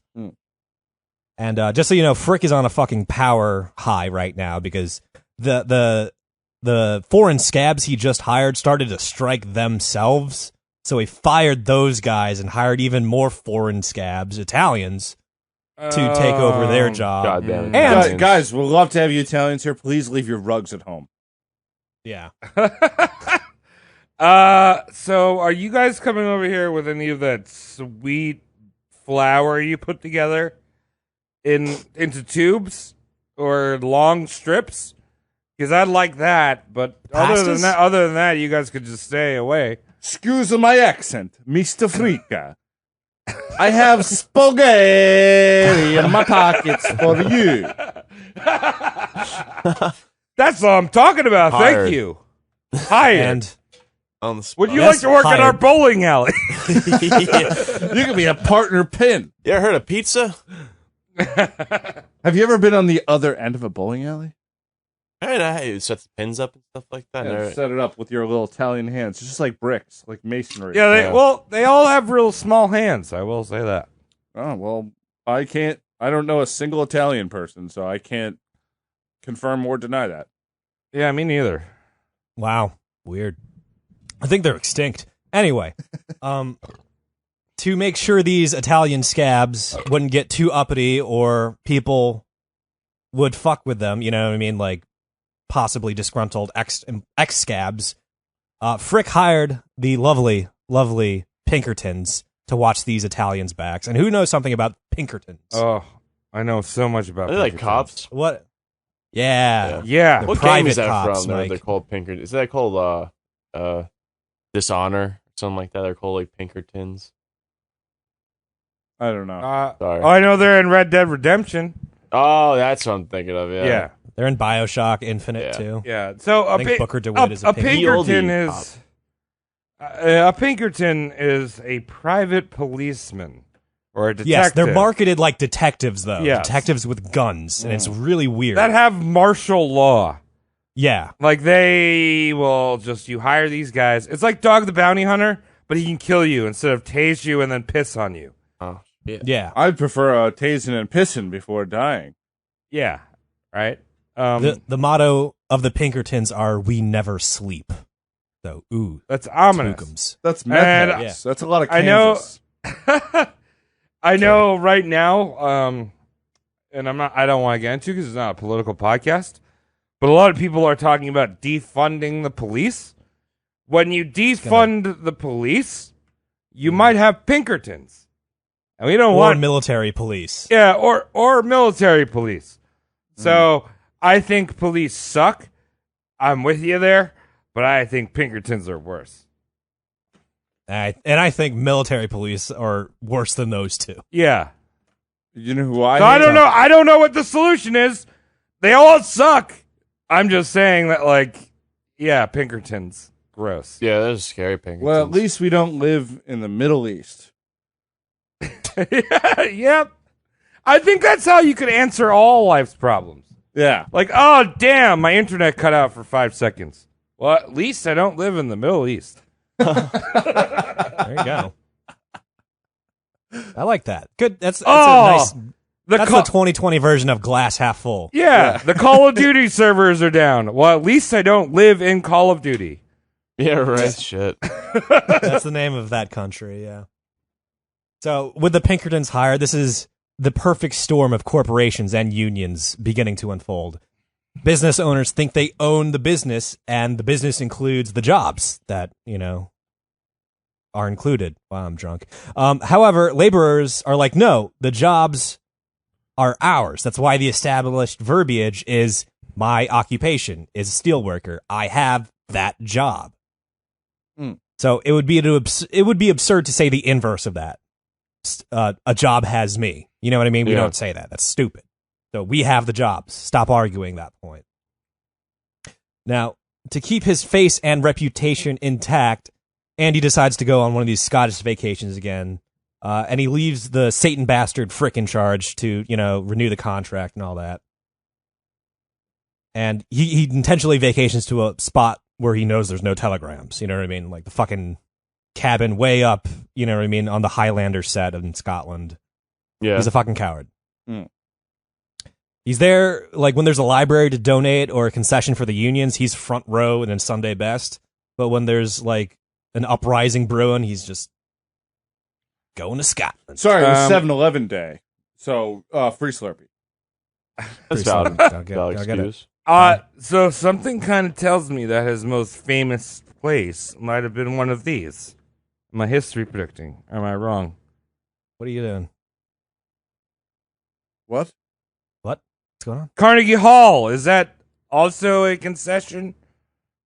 Yeah, it's New York. It's later, and it's not a library, so there's no bowling All alleys. right, never mind. But yes, that is fucking Carnegie Hall. It is of Andrew Carnegie. No, I know, but I was saying, was that like a concession that he made to his workers?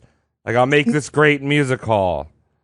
most of his philanthropy, if you want to call it that, stems out from his later life when he was plagued with the guilt of what he's done.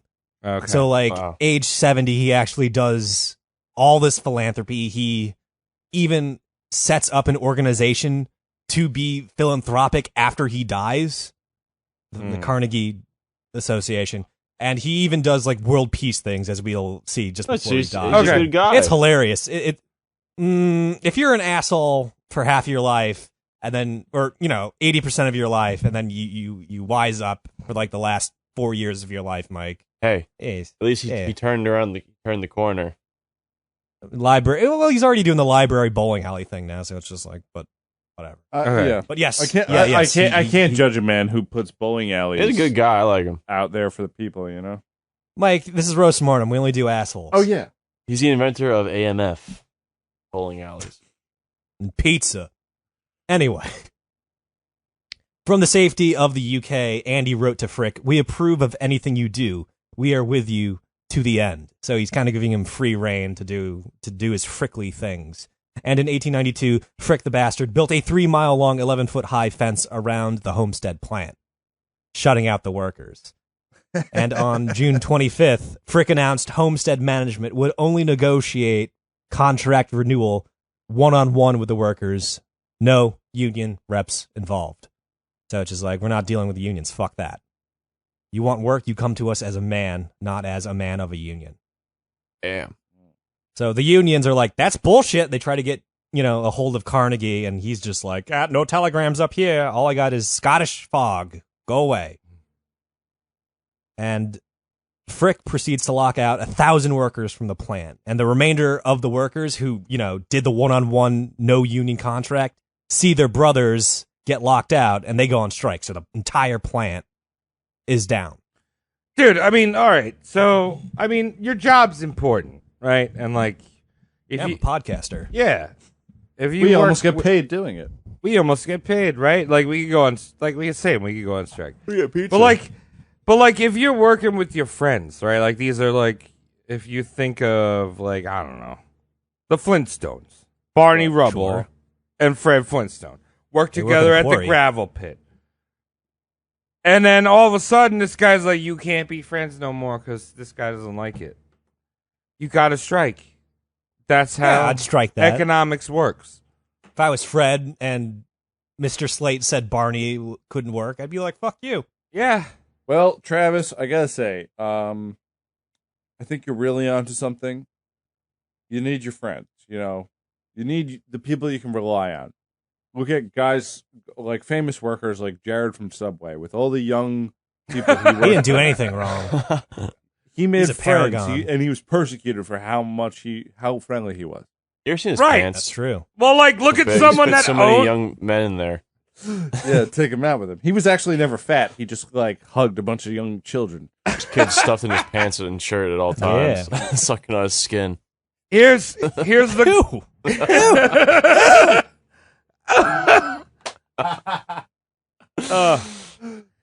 Come, Here's the moral of the story: don't be a Bill Gates, because all that you're going to be left with is the Bill and Melinda Foundation, which is like, please be my friend. There's people dying, and I'm a good person. yeah. There you go. My operating system is all right. Thanks for being on the team. Yeah. The team. Please suck my skin until I have a large fupa. Well, let's see if we can get grosser from there. Anyway, Frick planned to fire everyone who was locked out or striking and, do his usual thing of like, I'm going to hire foreign scabs.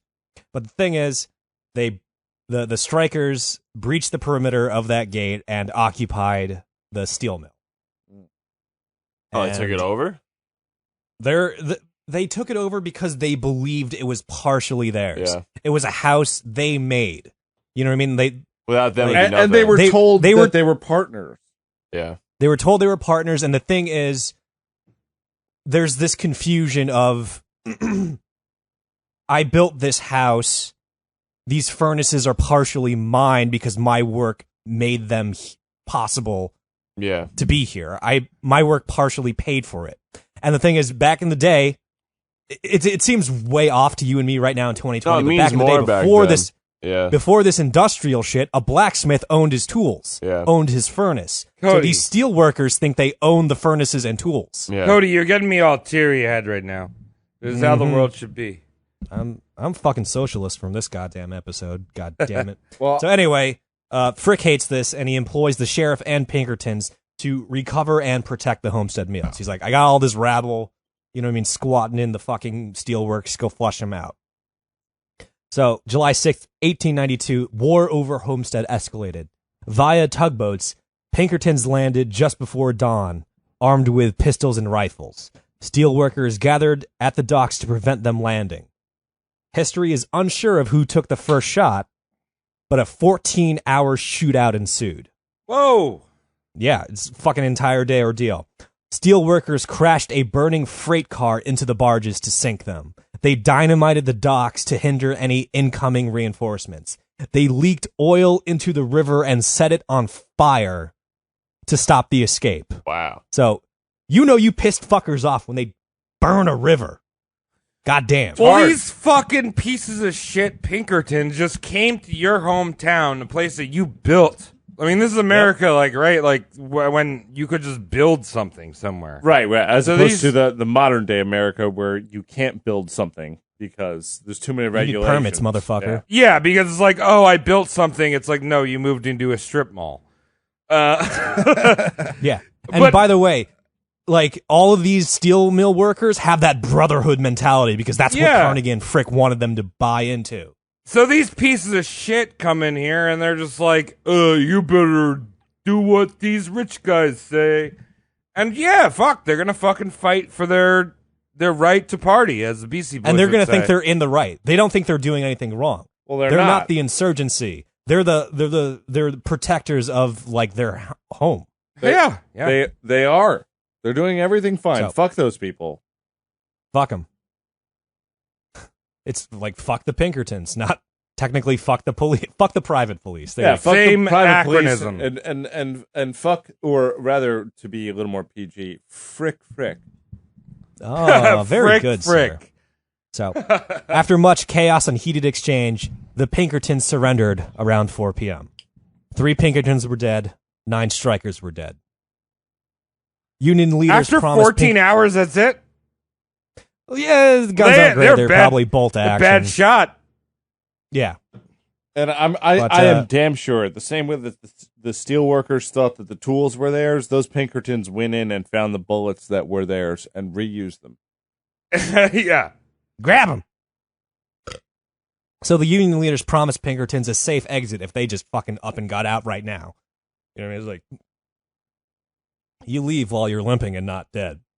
This wasn't the case. The people of Homestead lined up to form a gauntlet for the retreating Pinkertons. Damn.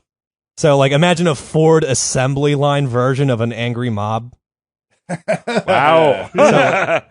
Yeah, so, like, you're a Pinkerton trying to limp back, you know, for your retreat, but everyone's lined up to, like, punch you on your way out.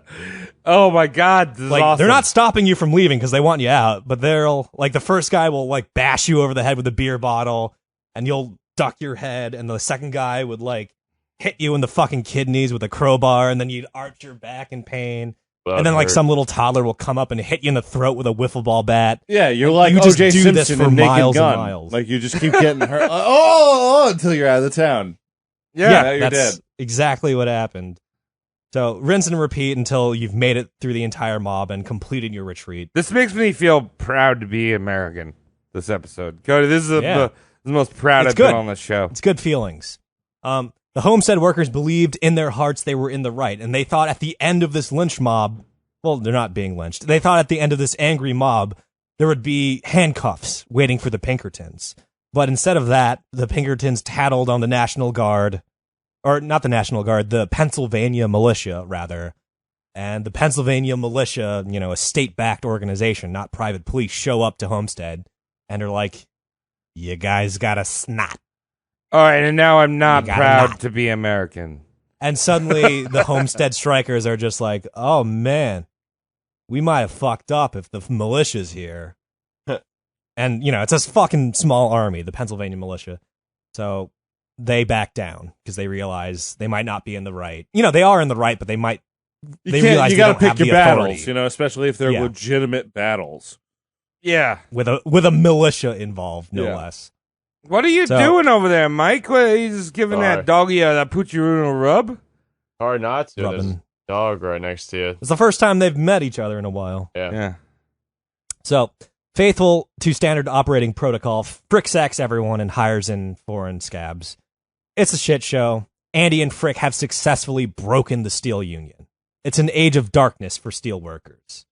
And just so you know, this is a special, new, fresh hell of being fired. Metal workers back in the day, if you got fired, you still had your tools, you still had your place of business, and you probably still had a line of people willing to give you projects. Right. But now you got fired, you lose your tools, you lose your furnaces, you lose your place of business, and it's a monopoly. You get fired from it, you're just not a metal worker anymore. You gotta fucking go be a sandwich artist at Subway or something. Well, that's Maybe a how it hobo. is today. That's how it is Exactly. today. Like, This Yeah. broken system is still here. like You just don't realize it. if you Or- work at Subway, you're not keeping the sandwich shredder. You're not keeping the lettuce machine. Nope. Oh, that's what they think. Dude, Mike, you're a Reese's Pieces boy. You can always take like those. They don't give a fuck. You can take all that shit from those places. They just get new it's insured. stuff. It's all fucking insured, right, Mike? Yeah, I mean, Man, I wanna go into Mike's- Someone just took it. Like, I'm Yo, not Mike gonna just stop has this them. collection of yellow-handled, dull-ass knives in his bedroom. Oh yeah, of course. Like they'll just get new ones every year. Mike is single-handedly reinventing the American worker under our Fucking nose. stick it Yeah, to right the here, right here. This you've heard it. We are I like we are a this. revolutionary podcast. Thanks to Mike. You guys are welcome. Thank you for your service. So, things for the union not going great. But before we close out, the hilarious crook Andrew Carnegie is, I want to take a small, quick little detour and talk about his leisure time. You know what I mean? Like, we know he goes to the Highlands. We know he's we know he's a library slinger. It's Yeah. all good.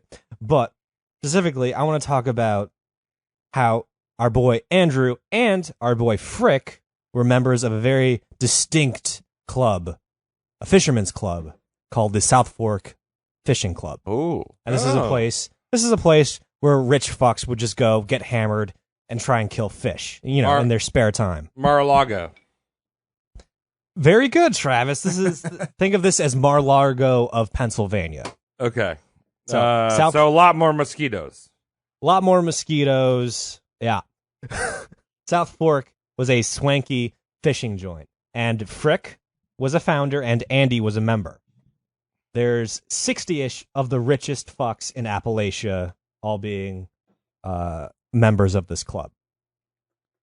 And it was a lakeside joint, high in the hills, overlooking a bustling milling town called Johnstown, Pennsylvania. And there's a nearby dam to the club overlooking, Johnstown. Keep that in mind. So And it's are called they the South Fork Dam? are they overlooking Johnstown just to get boners? They are. It's kind of a bourgeois thing of like, we're higher than you because we can see your bald spots, motherfucker. Okay. All right. I love a good So Appalachian think of it like joke. that. Appalachian, motherfucker. Oh, So- the fucking cucumbers are rising on the squirrels today, aren't they? Good Appalachian rich man's joke. Yes, I Yes. love it. It's good to own land. Yeah. Anyway, so the fishing club, because of interests here and there, buys something called the South Fork Dam. They're rich; they can buy it outright. And as I said, even though this club is made of 60-ish, 6 of the richest fucks in Appalachia, they chose to repair the leaks on this dam with, I shit you not, straw and manure. So every time this dam started leaking, they'd tell the squire to shove poop in that hole with some straw, and We're it'll out be of Dutch good. boy finger. Even though Get me some poopy. exactly poopy they and needed straw. Flex Seal. Now that's the king of Appalachia. Yeah, there you go. What's wrong with There your you car? Put Flex Seal on it. Your car's stupid. Phil Swift. What's wrong with your newborn? Put Flex That'll Seal work. on it. And my newborn's brain is leaking. Can we treat it like a dam? Flex Put it in Seal. the dirt. So, a third-party engineer named Fulton inspects the dam and just loses his shit. The dam was bulging in the center and sagged in the middle. Emergency purge piping had been removed. The club had set up netting to keep the fish population consolidated in prime fishing spots. This netting also caught debris and pretty much blocked up the emergency spillway. Oh. Like, this is an engineering disaster. And this guy named Fulton is just like, oh, knock it all off. And the rich fucks of the South Fork Fishing Club were just like, nah, we like fishing. Yeah, but motherfucker." these are smart rich people. They're smart. They're rich people. They don't give a. They're patching up dam leaks with poopy. Also, and the straw. way you just described that dam and all the fishing nets and stuff definitely sounds like a pair of Chris Angel's pants. Oh yeah, A lot of Those bulging diesel at the jeans. bottom, There you go. little tight, Sagging in the Yeah, middle. exactly. It's a little net here keeping the fish in. Yeah, I mean, Chris Angel really is the modern day Jesus Christ. I don't know if you've heard about that guy. I don't. You I think don't it was doubt Diesel or True Religion? I think he's a diesel guy. Yeah, I guess it's Diesel. Yeah. Diesel. Both, Diesel. one on top of the Diesel. other. Hands down, diesel. Anyway. Unanimous diesel? Yeah, Diesel. Diesel. Yeah. Sure, South diesel, Pole. diesel, across the board, diesel. These rich fuckos were lazy asswipes. They were forced like animals to walk across the top of the dam to reach the opposite lakeshore. You know, they're kind of using the top of the dam as a bridge, but they had to walk.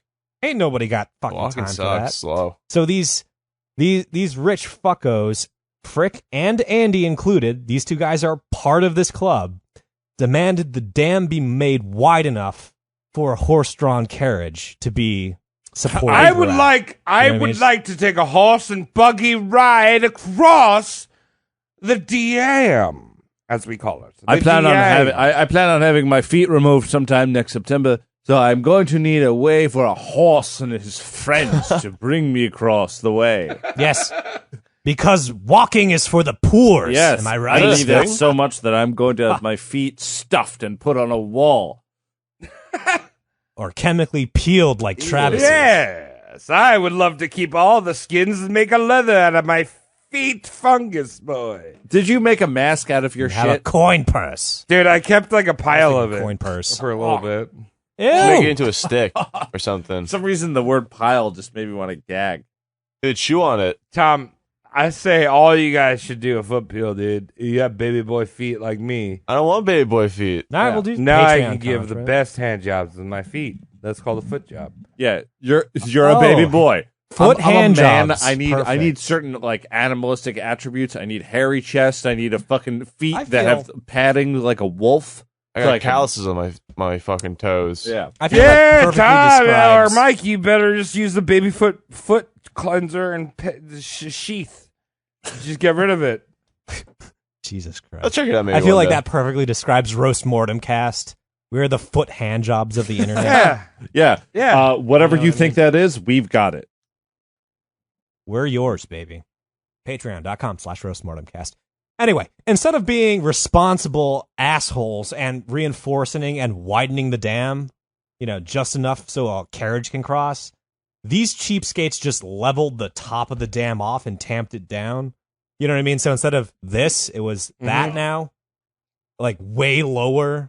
Excuse me, people at home. I'm gesticulating with my fingers like an idiot doing a podcast. Well, I mean, They lowered the dam and weakened I it, mean, I'm essentially. mainly saying this to you, Mike, and also Tom. You've done some work with your dad.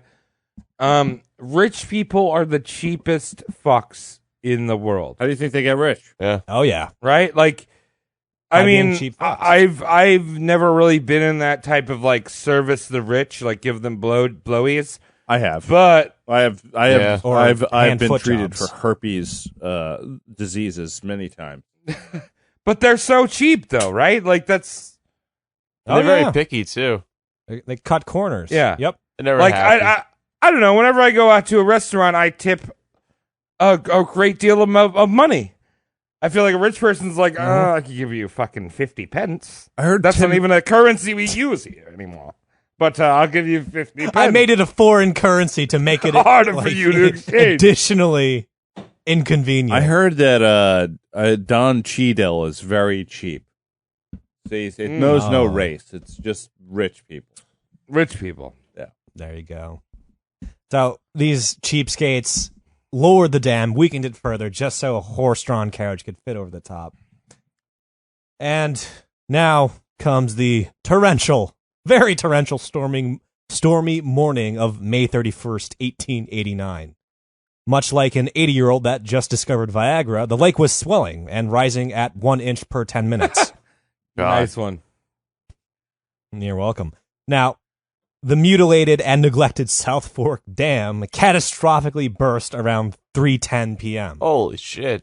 The flood picked up entire Johnstown houses and smashed them into splinters among a stone bridge further downstream. Oof. And those splinters promptly ignited and incinerated the trapped town folks within. Oh my god. The flood killed 2,209 Johnstonians. That's 1/9 of the entire population. I would say, boy, it is worth it for my horse and buggy ride. To my Yeah, I was gonna say, what are you expecting? Rich people to walk? to my Pennsylvanian chateau. And I will need those nets to keep the prime fishing spots prime. I'm not going to cast twice to get a trout. Cody, we are going to take an extravagant adventure out into the hills of Appalachia to catch tilapia. The most... We're not No, walking, tilapia is the most exquisite fish you will ever find, and Chilean sea bass is its cousin. Fish Tilapia don't is like walk, the why the bottom fuck of should your I? feet right now. Yeah. Hush, boy! Well, you will be carried off with the waters into northern Russia. Can I get some rest there? Never. No, work in my mines, you stupid boy. Johnstown Milling City, if you believe it. Whoa, Andrew. Anyway, as I said, 2,209 Johnstonians dead, 1/9 of the population. 99 distinct families had 0 survivors. So entire bloodlines just Wiped gone. out. Wow. Wiped out. 124 fresh widows, 198 fresh widowers, 98 children outright orphaned. Ugh. Damn. And even 1/3 of all of those dead never to this day identified. Why? Wow. Why couldn't that happen to the family in Duck Dynasty? That's all I got to ask. They got waterproofing. Or the people in Yeah, Pawn Stars. they were prepared. They believe in the Second Amendment. They could shoot at the water till it's not in their problem. Yeah, and quack at them. There you go. Get out of here. Quack. Whack at it. Quack. In the aftermath, there were coffins stacked man high on the street. And because of physics, the tiny baby coffins had to be on top of everything as to not be bottom heavy. Brutal. So thousands slowly drowned, were crushed, or burned alive, all because of 60-something rich fuckos up the hill not being bothered to walk to their favorite fishing spot. Litigation proceeded against the South Fork Fishing Club, but as I mentioned earlier, that club is made of 60 of the wealthiest American tycoons and their lawyer friends. A grand total of 0.00 money was paid out in damages. The club had successfully argued the flood was an act of God. Damn. What penises? So, this is the club Andy and Frick belong to. They're not directly responsible, but they're part of it. They're a cog in the shit show. You can do anything if you have money. Fucking crazy. There you go. You can kill a baby, Mike. You want to do that? No, I don't What are you kill a doing after baby. the fucking show? Yeah, I would save a baby. do you want to eat a baby's butt? I would be in... I've been drinking for a while. You can do whatever you want. You Yeah, can eat a baby's butt. I wouldn't So, do that. Andy- Personally, one. I don't have money. Secondly, if I did, probably wouldn't do that. Nah. People want to eat babies' butts is like a wealthy thing to do. Definitely a lot. It's like I shark mean- fin soup, Mike. yeah. Nah, dude, I think Mike's on to something. I think this is how you become rich. Oh, I didn't notice. Boy, I'm just what? here with a podcast. I think, Mike, how many scratchies did you get today? Scratches? What do you Little mean? scratch cards. Scratchers. How many Lotto. lotteries did you play? Oh, I stopped doing them. Well, you're Oh, I got my mom one. Won $15. And I paid 10. see. There you go. You're investing in your lineage. This is smart. Yeah. This is smart. Listen to Mike. Mike I should. love it. That was a business move. I Yeah, made Robin myself. Hood, the application. I know you guys already have a podcast, but if you want to get a real podcast, talk to Mike Regan. This man is smart. Oh, yeah. I love it, man. Yeah. Good. I He have owns some those stock glasses. in. Cheetos. I don't want to give out the Titanic? information. You'd have to pay me for that, but Okay. Well, thanks. right. All right, it's All right. it's Cheetos. It's Cheetos. Don't worry. I know. I love it. So, Andy and Frick are leeches of the labor class during business hours and inadvertent killers of them while on vacation. This rubbed Russian anarchist Alexander Berkman the wrong way, and he didn't like the cut of Frick's jib. Oh, Believe it or yeah. not. So, armed with a revolver and an improvised shiv.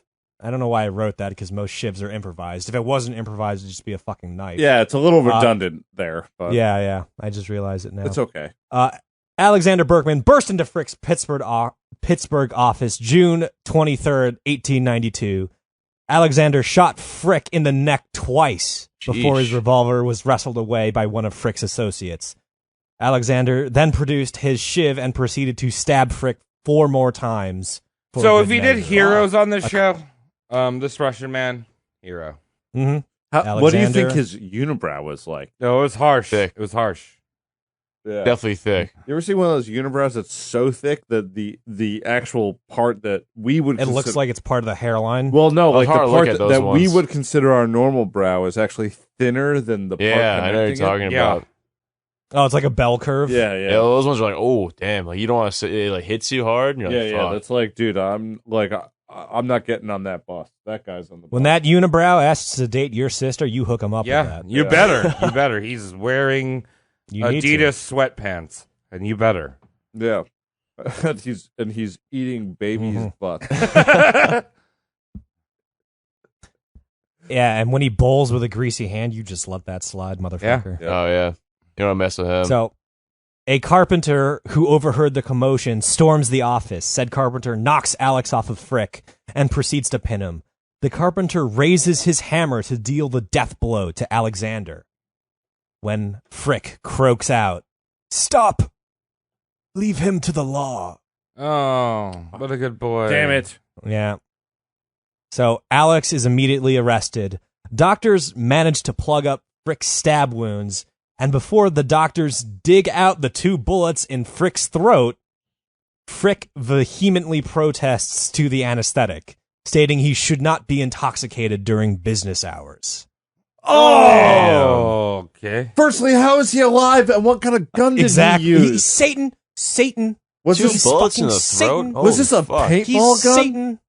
No, it was a fucking handgun that a Russian anarchist uses. Every other person I've ever heard of getting shot in the throat by a Twice? Russian anarchist has not lived much longer. Yeah. How did this man just go, Satan. Yeah, you s- law fuck his cockhole? Yeah, yeah, you he's screaming Satan. or some I'm shit. 90% sure this. I'm roughly 100% sure this is Satan. Oh, that's And he got stabbed, too. He was stabbed. God damn it! He's got So- 6 holes in him, and that's not his natural hole. And he says no to the ether because he Guy's doesn't want to be fucking drunk tough. on business Yeah, hours. this guy's a pee hole. So Satan, Satan's a pee fucking hole. Satan. So the doctors, without ether, pull out the 2 slugs in his throat, gauze Frick up, just mummy him around the throat, and our boy finishes out his office hours. Really? I'd be like, He- dude, go yes. home. Jesus Christ. He goes home at the normal a time. fucking sicko. He finishes he's probably Satan. He gets shot twice. He gets stabbed twice, and then twice again. He finishes the workday sober as a judge and holier than canonized Swiss cheese. Jesus. So our boy Andy hears about this assassination and is just like, "Hey, buddy, what's going on? I heard you might be Satan or something." And Frick tells Andy to enjoy the rest of his vacation and he'll do what's necessary even if it kills him. Buddy, how you doing, buddy? Here you hitting the nines, hitting the links. All right. The 9mm. Hitting the 9mm. How's your neck doing? He's got. I mean, I don't mean to possibly legitimately future predict, but this might be a good role for Val Kilmer to play. Oh, right now. look at that. He's got the hole in his neck. He's ready to go. Just needs one more. Yeah. Wait, does he have a trach? Yeah, he's tricked up. Stoma. What? Really? I didn't even know that. Yeah, dude. Man Marnigan. Fucking Jim Morrison. He's traked. Oh, Trach. shit. Yeah, he's got a hole there. Damn. This facade of Andy being a library-slinging champion of labor starts to peel away. The media has a field day branding him as a phony fraudster fakie. A congressman once called him the great arch sneak of our age, and I just love that. It sounds like a cool like Dark Souls boss name. Oh, yeah. Arch Sneak Carnegie. Fuck Some colonists do the math and reveal donating 10,000 libraries wouldn't begin to offset the evils perpetrated by Andy. The homestead fiasco left nearly 2,000 men out of their jobs and homes just in time for Christmas that year. Oh, sweet. so he's a Scrooge McDuck. He's a Scroogey McDuck. And more than that, steelworkers' unions was so ruinously snapped in half, no one would try to unionize for steelworkers for the next 45 years. Ooh. Gotta be tough. He broke it, and it stays broken for the better part of a half-century. Holy mind. shit. My goodness. Without regulations in place, Carnegie simply won. His cumulative milling operations would earn him $3 to $4 million per year. And that's 1900s millions of dollars. Damn. So we're talking about a Stephen Jobs or a That type of. or a Jeffrey Bezos. Mm-hmm. But that was for Carnegie. The mills themselves were sitting on $7 million of surplus. And usually when, you have stockholders and you got a surplus, you hand out dividends. But the fucking wild, maniac Andrew was, he just said no to his stockholders and put that money back into the plants. So this is a prime example of capitalism gone haywire. The workers stopped getting paid, then the management stopped getting paid, and now the stockholders themselves are not getting paid. Wow. Oh, you're not The even only- you're not even paying service to the people that own your company. Yeah. That's crazy. The only thing getting richer is the plant itself. Not the humans of the plant. The actual nuts and bolts of the plants are getting upgrades before the stockholders are getting paid out. Well, Dude, I mean, this is the workers are getting richer in a sense, and it's in their bowling skills, their AMF points. they're seeing They're eking more up to 300. CG animations than any other people in the world. Yeah. Are you saying that Andrew Carnegie is responsible for A Bug's Life? No, Could be. he's responsible for ants. Oh, that's If much. Ants was only done with numbers, this whole entire script was numbers. Yeah, numbers and numbers. Hey, I'm Woody Allen. I'm CG. You could believe me. I didn't rape my cousin or have sex with my cousin. What? You ever No. hear? Daughter. Have you ever heard Woody Allen get mad? No. No. No, Does he get mad? gets real mad. Oh. Real mad. Go find out, Mike. Go report back to You just us. gotta slap him enough time with bacon. What is that? So, That'd drive me nuts, too. with the unions broken and Carnegie being Carnegie, even the economy started getting imbalanced and fucky. You could buy a literal ton of fucking steel for $14. Wow. That's how much he drove the price down of steel. Now, that's about $420 current day equivalent, but still, There's That's not a a lot. ton you can of get a ton anything. of steel for, yeah. You double that. Let's say it's $900. There's not a ton of anything you could buy. I want. Maybe tap water. That's about it. I would pay $400 for a ton of Baby Bell cheese. But I Yeah. can't do that. I don't think You can't. $400 gets you a ton of anything except for tap water. So it's fucking ridiculous. And that would be Detroit tap water too. Give it yeah, stuff you have to throw discount out. tap water. Yeah, just throw it out. Michigan and stuff. you can't throw it out Can't. on the ground because that's polluting the groundwater. Can't do it. Yeah. You need to call IPA for that. Yeah. So, though attained through Ubershite methods, low-cost steel is one of the things that, quote-unquote, makes America great. America, as far as industry, beats out all of its closest countries in the same GDP ball field. You know what I mean? Like, while we're making skyscrapers, countries of similar GDP are still making wooden bridges into their capital cities. Right. This is right. So we're entering like the Gilded Age. Oh, yeah. So amid all these Gilded Age steel sales, your average Joe wasn't making much of a paycheck. You know what I mean? The workers were laid off due to technological advances. There were no unions to look out for the small guy. A mill could turn a small mountain of iron into a skyscraper or a railroad, and the smelter would barely get paid enough to rent a house and keep a pantry stocked. And to make matters worse, Carnegie ensured no more pesky unions would manifest as he established a network of spies throughout his mills. Wow. If someone so much as mentioned organizing, they would instantly be sacked. Right. So capitalism has progressed since then. To a point of ruin. But we have checks and balances nowadays. A little bit. Yeah. A little bit. So just a tiny little bit. there's certain things.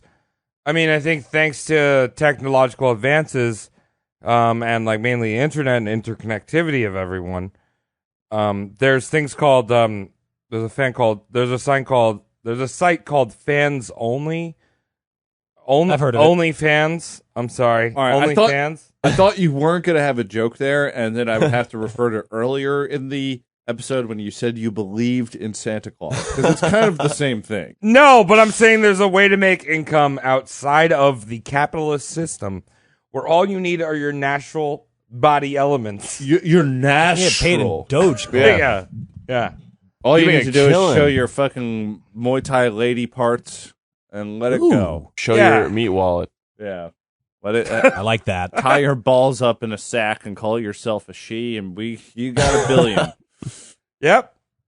I'm Yeah, I just might do saying, that. make America the best it has been right now. Thank you, Fans Only. Again. Only Fans. I can never say it right. So- I'm always dyslexic about it. It's weird. Me too.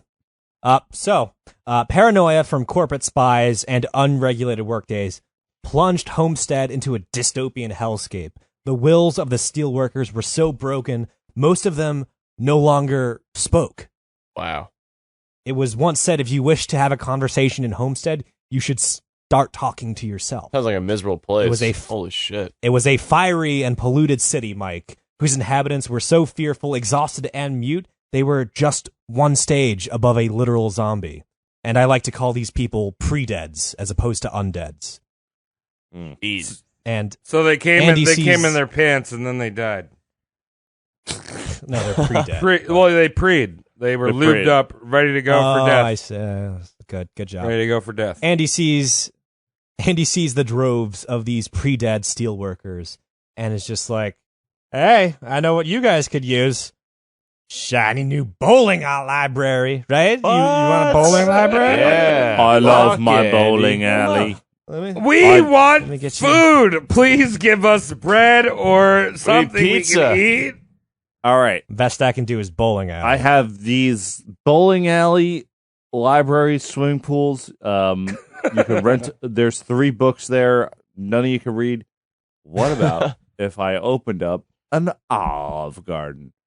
Whoa. Oh, Unlimited yes, breadsticks? please. Hungry? Never ending? Hungry? Come on. Come on in. I think I Soup? need a breadstick. I've been eating steel for the past month. I'll give you breadsticks. Endless. Ah. They might be steel Never flavored, but they're mostly bread. I'll deal with that.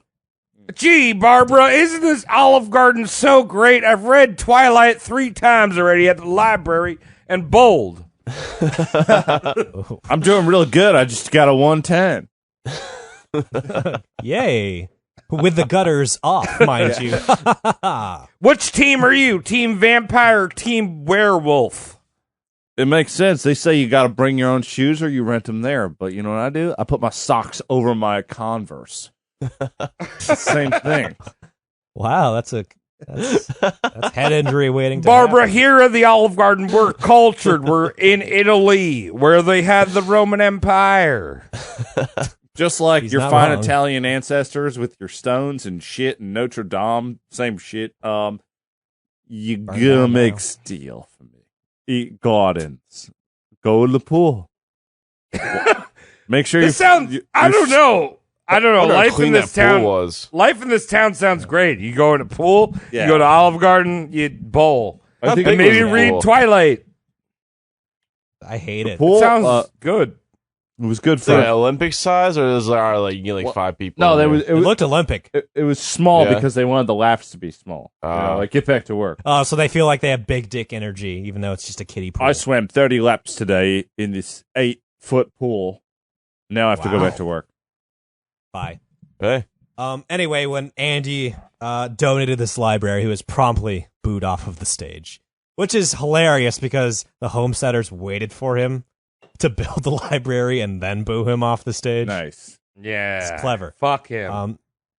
Andy said if he was in charge of the homestead strike, this catastrophe would have been averted. But in reality, he was in charge of the homestead strike. He just delegated that shit to Frick. Right. So, I don't know. What the frick? The year, Oh, year- thanks, Travis. very good. I did it. The year is 1900. Frick sees the steel industry booming, and Frick attempts to make more scratch for himself by raising the price of coke. Andy hates this. He fires Frick from the Carnegie Steel Board of Directors.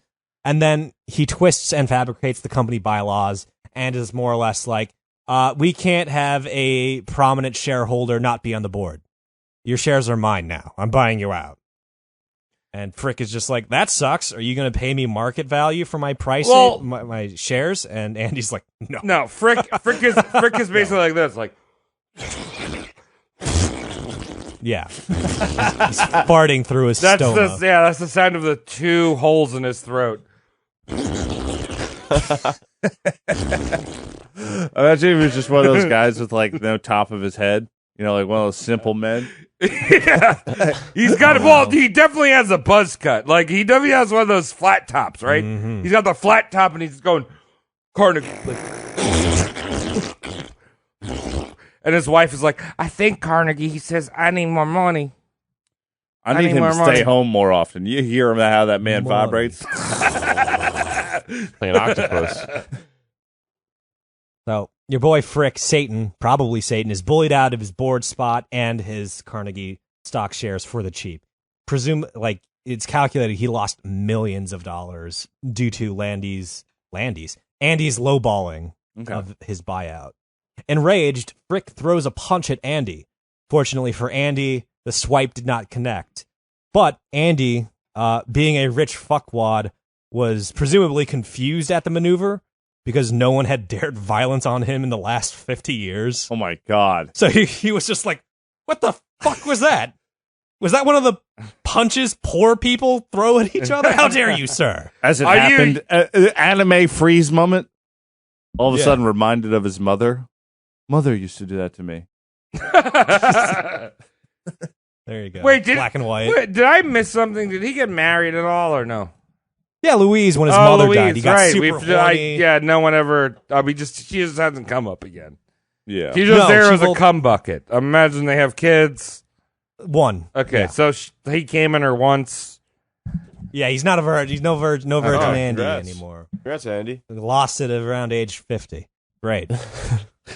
So, Real winner. Andy and Here Frick, you go. Here's your American heroes, America. Capitalism. Ain't no sins, but it's 49-year-old virgin. Yep.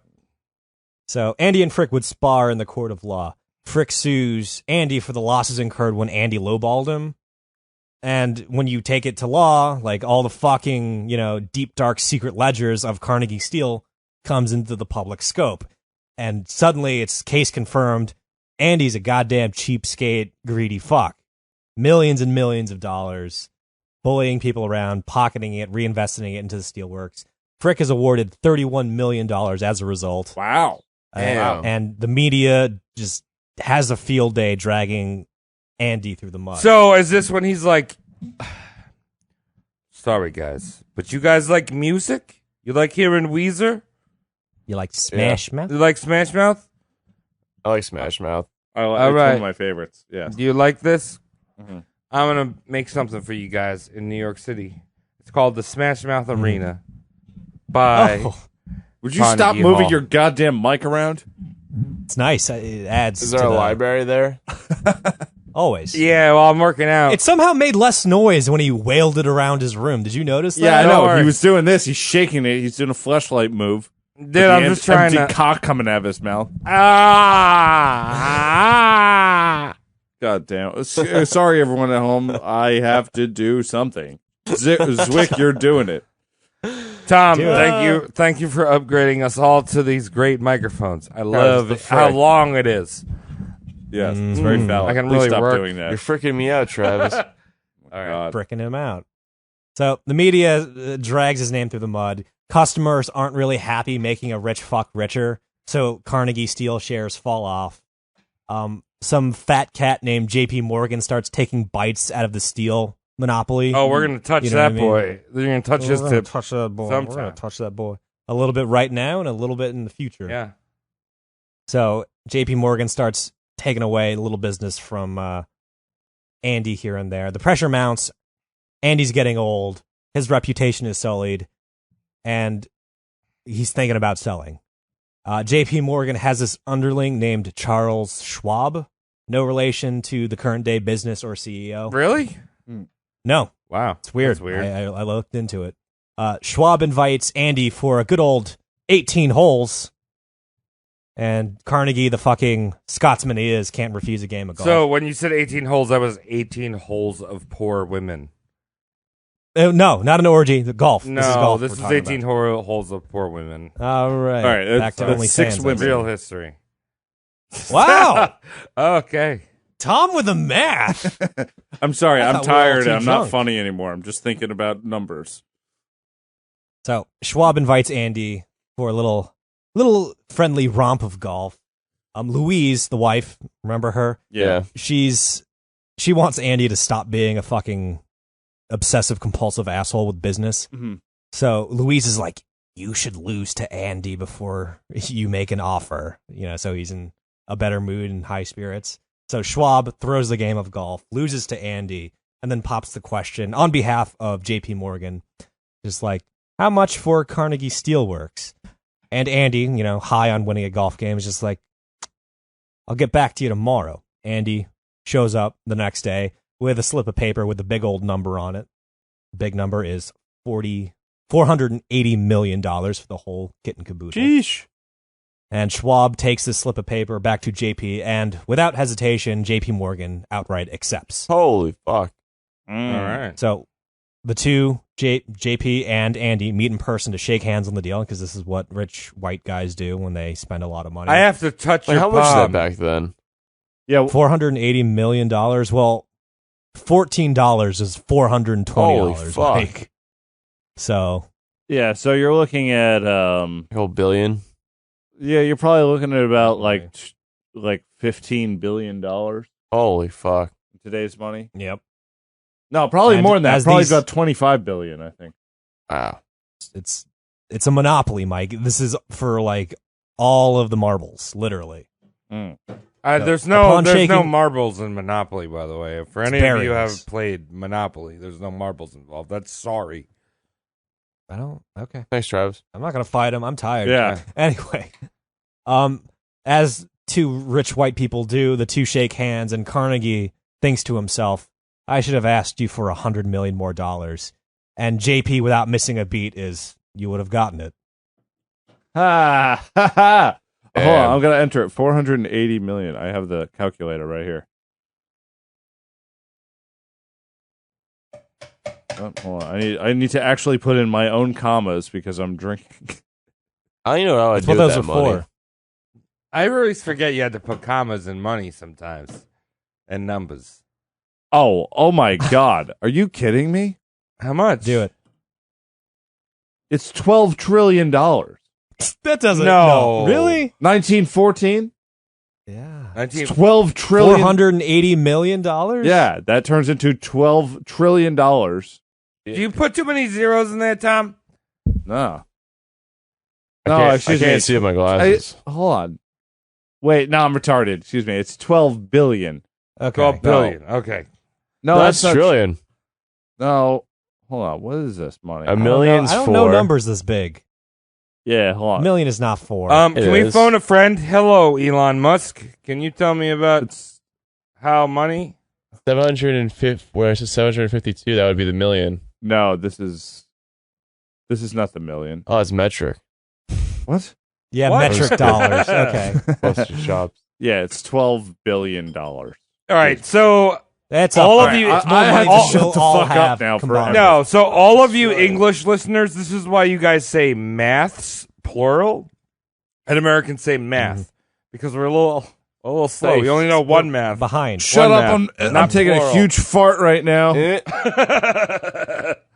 All right, Cody, You good? tell us about JP. So he's out of the game. He's retired, and the guilt sets in.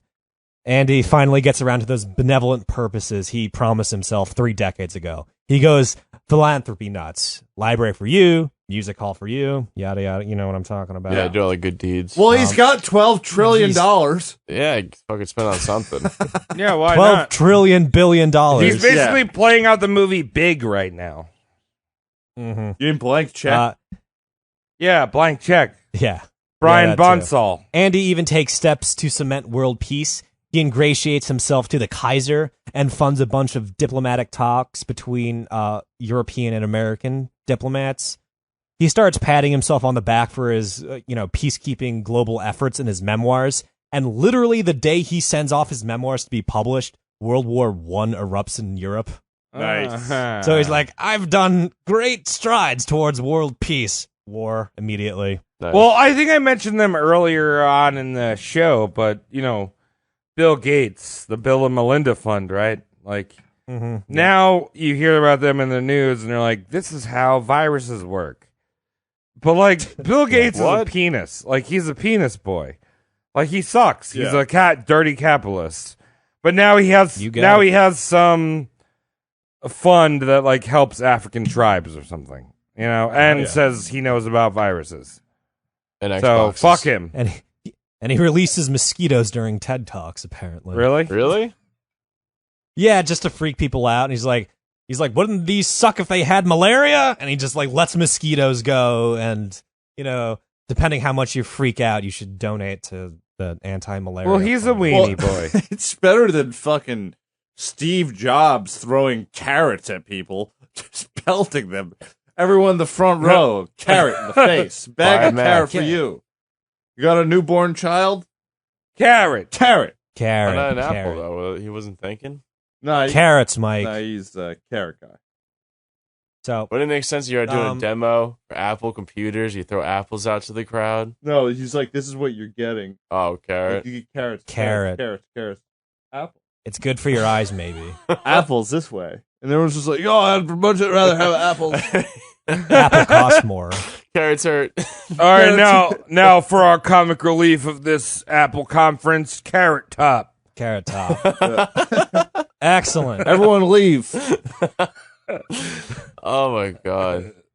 So while he's on this peacekeeping high of his, he reaches out to Frick to attempt to bury the hatchet and asks him for a lunch date together, like their first one. Ooh. Instead of accepting the olivine, Frick retorts, "Tell Mr. Carnegie I'll meet him in hell. Where we are both going. Oh, So- shit. Damn. Probably Satan." I see your point. Once again. Yeah. Now, really quickly, ask me how dead. How did Angelus Carnegus dead? August 11th, 1919, aged 83. Andrew Carnegie of Dunfermline unceremoniously dies thanks to pneumonia, the disease that got his mother. I don't know if he was thrown out of his window. Wow. That's a good question.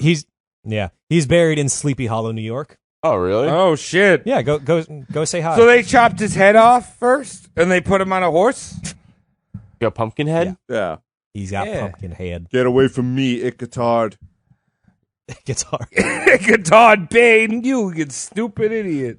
You stupid, So- dumb John Depp. I don't care if you have sex with my wife. She's like your age. Neither does she. He unknowingly perpetrated unto others what originally displaced him from his birthplace of Scotland. The erosion of professions due to machines. He pilfered from the lower class while he worked. He accidentally killed the lower class when he was leisure fishing. He's an unparalleled mama's boy and slinger of libraries that had bowling alleys. Rest in Greece, Mr. Carnegie. I once fingered a girlfriend while seated in your New York City music hall. What? That is the bombshell of this Whoa. episode. Please Thank you, explain, Cody. It happened. I was there. All right, that's all the explanation I need. Very nice. Thank you so much, Cody. And Cody McCann fingered somebody in Carnegie Hall. I like how I said my girlfriend and you take it to somebody just to make it ambiguous. It opens up the door for dude fingering. Yeah, I don't know. You got long fingers. I don't know if Yo-Yo Ma was playing. It doesn't matter. Cody, you might have been aiming for your girlfriend and missed the extra seat and you're up. Some Yeah, and hit the guy two seats over. Yeah. I'd be like, he's like, oh, I'm not into this. I have a wife, but I'm married, sir. yeah. On All paper, right. I'm not into this. So keep it down where. And you're there thinking, oh yeah, hell yeah, fingering my girlfriend. He's like, oh, I don't know, I'm confused. So, here we go. This is how the world works. Capitalism is terrible. Everyone should love everyone and respect everyone's time. Just because it was the way it was when you were born doesn't mean it can't use some fixing now. Well, Yeah. I would like to say this. You just can't let dummies run it. No, especially mama boy dummies. Yeah, exactly. Like, because overall, like, we just talked about this guy for 3.5 hours, whatever. Personality wise, he seems like the inside of a Lunchable. The bad I one, love not the Lunchables. nachos or the pizzas. None of the that bologna shit. No, just sandwich like an one. old one. Yeah. Yeah. But like very little personality. Yeah, you it's know, just plain. I'm not getting much from Yeah. him. So yeah, not even like fun. You know, more like just gonna ruin it. I respect him on the bowling alleys. Michael, you're a Stop. youngin. Would you call this Yeah. man an incel? An incel. Lost it at 50. Doesn't incel mean like a Pansy, yes. Involuntary celibate. Yeah. Oh, is that what it means? All Involuntary. right. So we're younger than Mike. Mike is actually 40 years old. Yeah, it's weird. Mike is right? very into Dave Matthews Band. I know he looks young and he does kick Yeah. flips. I love And Big my Man. body Little falls River Band apart. too. Yeah. All right. Yeah. All right. We got to sign this episode out. Yeah. It was a long one. Cody, thank you so much for doing this research. I'm a little drunk. Everyone, yeah, congratulations for being able to drink again. Yeah, congrats. I'm dying. Mike, My I'm liver glad hurts. you're back in our shared studio space. Oh, Travis, yes. thanks for some shit. Being here. I am so high. Thanks for I having can your feel feet heaven. yeah, thanks for the feet. I know you Yeah, love so it, go dog. to patreon.com/roastmortemcast and give us some money. Because if you don't, Little bit. then that's your choice, but it's I'll be not living on the exactly the right one. streets. We need a house too. Anyway, goodbye. Thank you. Love you. Good night. You're the best. I'm morning. so high. You could feel kiss you. heaven. Depends on where And Are you still now, rolling? Yeah. And now you could be a capitalist. Suck my penisist. Don't need anything. AIDS. Thank you, Shane. AIDS. Bye, AIDS. Bye. Thank you. You know, I was watching some Johnny Sins porn the other day. Really? I don't think I've ever seen a single scene with him. It's fantastic. My problem is that my body and penis just look so much like him that That's why I don't do that. My penis looks nothing like my his. penis looks I mean, they're both equally huge, but I'm- I don't have a curve. from the neck down. I'm identical to lean. that guy. It's the strangest thing. Ah. You should do that for a Halloween costume then. Johnny Sins You just cosplay. bick your fucking dome. Yeah. Yeah, I'll. I maybe I will. Yeah. Yeah, just get naked and bick your dome. It's like, hey, look, Mom, I'm Johnny Sins. Mom, I'm Johnny Sins from.